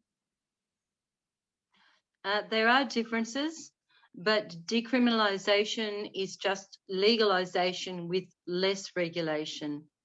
For example, in Victoria, where it's legalized, women can still get fined for operating in street prostitution, for example. And in New South Wales, which is like New Zealand, hailed as a mecca for freedom for women in prostitution, they have less regulation. Also, no licensing. You don't need a license to operate or run a brothel. And which is worse? I think they're both terrible systems. That's why we need to decriminalise all of the women in prostitution who are actually selling the sexual access. whether they're in illegal, decriminalised or legal systems. The trafficking into New South Wales is particularly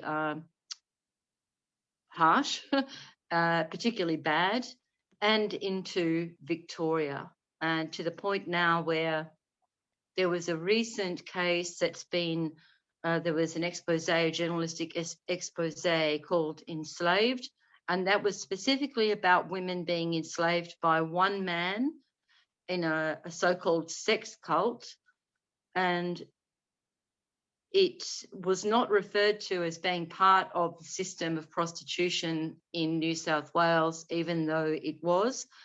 He was charged with slavery, but he also prostituted these women out, and they refused to name where these women were prostituted to. And the only crime that was apparently committed was him taking money from them. There was no trafficking charge for the people who received these trafficked women into the brothel, or indeed the men who bought them for sexual access. So the media will be quiet about that. Deep investigative journalists will not go that deep. And the fact that Victoria is now trying to further legalisation into full decriminalisation, it's happening now, and it's absolutely terrifying.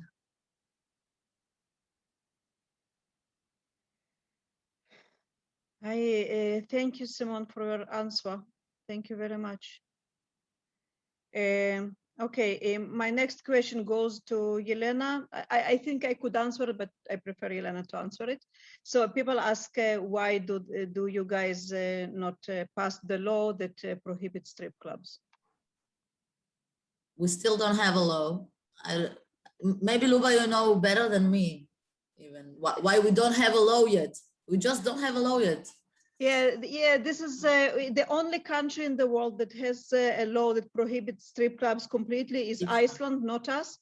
In Israel, we have a very extended legislation that prohibits sex trade, sex purchase ban on advertising, web blocking act. We can block websites that advertise prostitution, many laws. And I think that a law that prohibits strip clubs would be absolutely necessary, because we are now depend on the decision of mayors, on municipalities. But on the other hand, right now we are also focused on trying to enforce the existing laws, because like we have a Nordic model now in Israel, but the model might be Nordic, but the implementation is Middle Eastern. So we don't arrest enough panthers still. So we have too many tasks to do. But yes, I think that and Yelena agrees with me as far as I know, that we need at some stage we need the law that bans strip clubs completely, because whatever we will do, they will always allow prostitution. Right now we only have the yeah, we only have a verdict that bans strip clubs and other just the lap dance. Yeah, just the lap dance, and state attorney order that bans equals lap dance to prostitution. But again, we are always depend on the current political situation, and the current political situation is anti-prostitution, but it can change any moment. So yes, we have to pursue another law. I hope we will do it. We have a lot of work, but with you, Luba, and women like you that we have here in Israel, and all these great women that I see here, I really, really believe that we will go forward and we will success. I really believe in it. Thank you all. Okay. Okay. I'm just checking whether Myles are online. Myles is online? No, I don't see them. Okay, any question which left unanswered will be uploaded to the Philia web page later. Grizelda, may I ask you something? Okay. Grizelda, in the current legal situation in South Africa is that brothels are criminalized, right? Yeah. Yeah. It is, but it is also, as you describe in Israel, there is, but it's not implemented. So it hasn't been signed off by the president. It's just been voiced on platforms and, you know, gatherings. So people do, the health department, they get called in most of the time to discuss, and they feel like when they hear whatever the president would say on the human rights, it's your right to be, it's your right to sell your body. That's when they use and go and just continue. Like in KwaZulu-Natal, Durban, the health department, they have gone ahead to put out clinic mobile buses to assist women on the street that can sell. And they only identify obviously as sex works, which is a name that came up with one of the activists, and that was the terminology. As much as we keep on saying in South Africa, that cannot be the terminology because the pimps made it up, right? They said it's work and it's work of sex. So they take it from prostitution because they say we are laboring the women, discriminating the women. And again, that's a lobby paid media narrative communication from pimps and brothels. So they can keep on normalizing more and more. So in South Africa right now, you could say it's on the table in front of the president and the organization that's close by.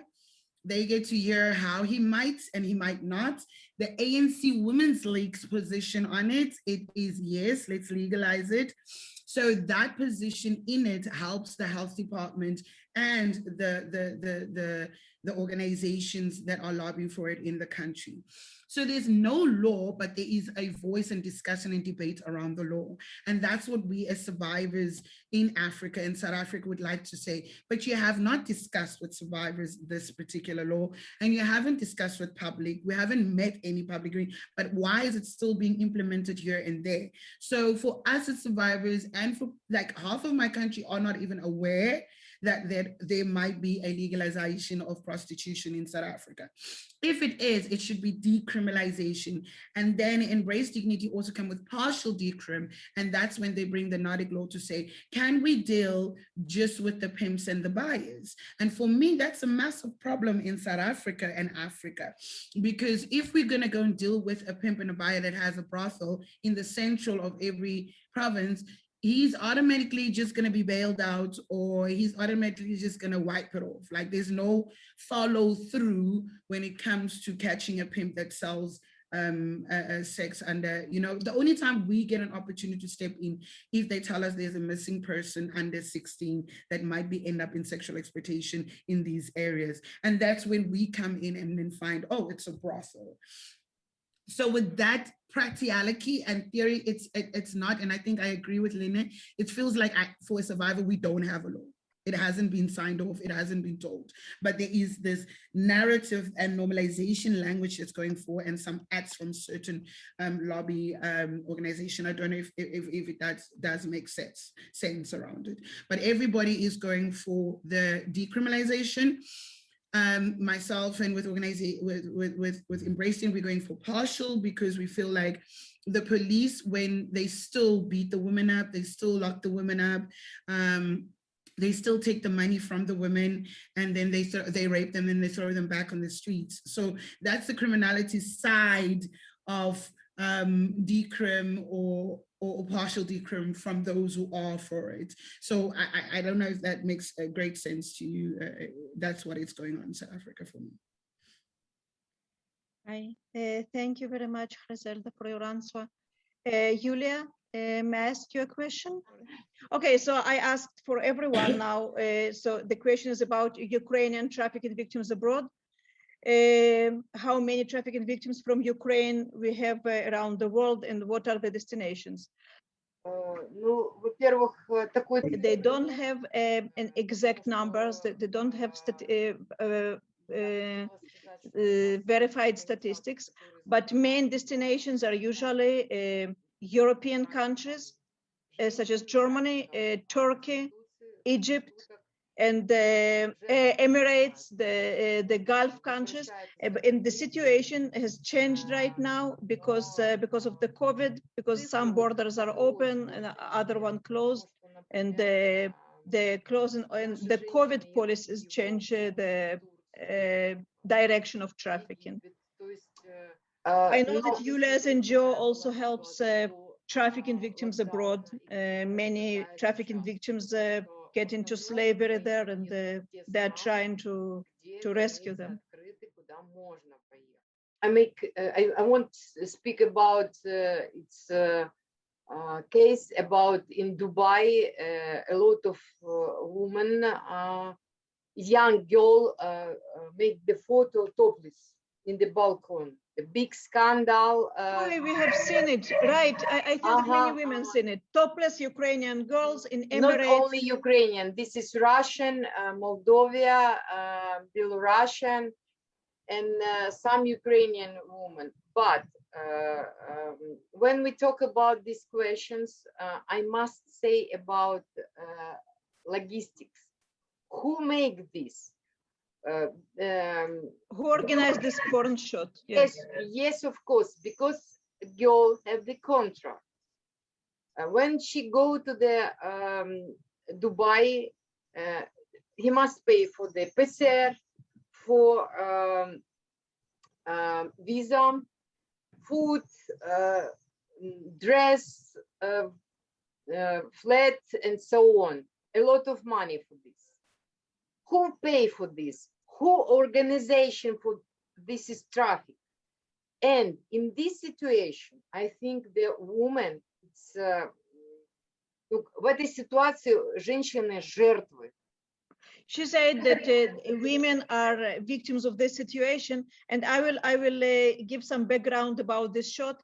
The English-speaking press was full of these photos of Eastern European women, including Ukrainian, but not only Ukrainian, of nude women on some hotel balcony, and the title was Russian women or Eastern European women organized to make a nude shot in Emirates. Не только это. Yeah, but they weren't the organizers, they were the victims of this situation. They didn't organize the shot. Вы знаете, что женщины пробыли 8 дней в тюрьме? They spent 8 days in Emirates jail. И я считаю, что женщины жертвы в этой ситуации, потому что они, когда ехали в эту страну, she said that the person who hired them and they made contracts with them and trafficked them to the Emirates, he victimized these women. And he should know his responsibility over this situation. This Ukrainian women spent 8 days in the jail. I'm not sure how much does he care about. She don't know about the rules. She don't. This is woman don't know about. Women didn't know their photo will be illegal. Да, они не понимают. The women looked the same. They were the same looking women, Eastern European type. One of the women was raped. In Ukrainian. In one of those women. When she returned, was raped in Ukraine because of this publicity, because of course, framed as a prostitute. Yes, of course. Yulia, this is a tragedy, and thank you so much. I will. Я хотела бы добавить ситуацию по Египту. About one more addition about Egypt, but one minute, okay? Because we are running out of time. Because now we have connect with women from Egypt, the people. Короче, женщины из стран. We have a problem of Ukrainian women who have families and are trafficked to countries like Egypt to feed their families, to provide for their families who left without any earnings during the COVID. And we will make a separate podcast with Yulia about the situation in Ukraine, about Ukrainian women abroad. Yulia, thank you so much. Any unanswered question will be uploaded to the Philia website in short time, in a couple of days. I don't know how many. Thank you very much. Thank you, all the participants. We have learned so much from all of you. You are our heroes. You are inspiring. You are so knowledgeable. And we must start creating systematic body of knowledge by survivor leaders. Yes. Can I please? Yes. Can I please just say in regards to what Yulia was talking about in trafficking into Dubai. This is the situation of women globally, particularly from the Philippines, which Myles would answer particularly. But also this is why they want to call it sex work.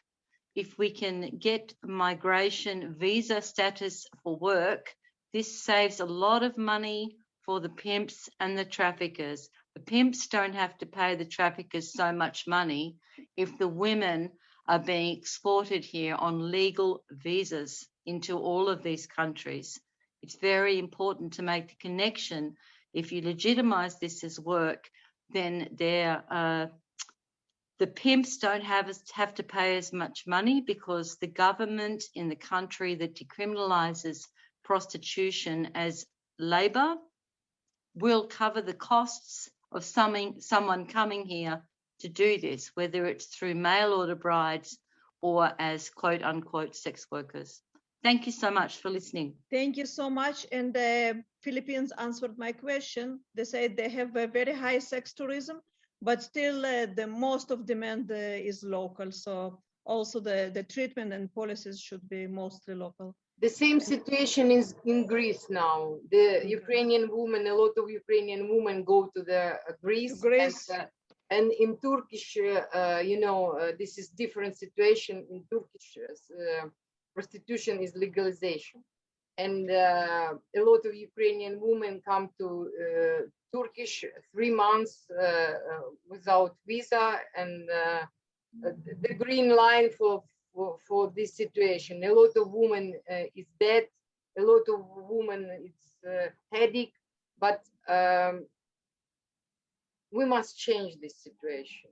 Yeah, and we will start changing it. Yeah, it's sort of the same for us in South Africa too. Like there has been this thing called xenophobia that we are apparently disagreeing on bringing African people to South Africa, and we are like the whatever they call it, the heart of the African continent. But governments, mostly African governments, are literally using that to find a way not to even have a passport in Africa when you travel back and forth in South Africa. And then the Home Affairs said to us, when that happens, then we will be able to be at airports and see if full motivational letters are for parents to carry their kids. And now that has caused so many men to traffic girls from Africa in our neighboring countries into South Africa. And then at the end of a month and so, you find them into one of the refugee camps because the girl has ran away from the pimp. And now she gets immigrant discriminated from government because there's no so-called like parents next to her because she ran away when she figured out, oh, I'm being trafficked. And now they end up in these immigrant camps in South Africa and in Cape Town, especially one in Cape Town.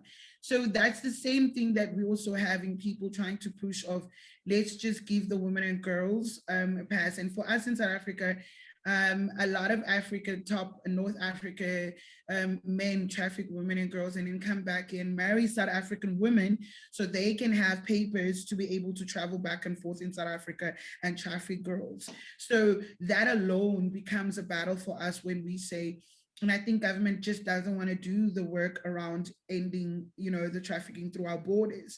Because one thing we've questioned is our borders. Why is our borders so weak? Why is our borders not really checking verification documents? And then we have the same problem that all my sisters are having around the world with this issue of documentation and letting women and girls in with fake documentation or with documentation from government to sort of push this narrative in other countries to sell their bodies.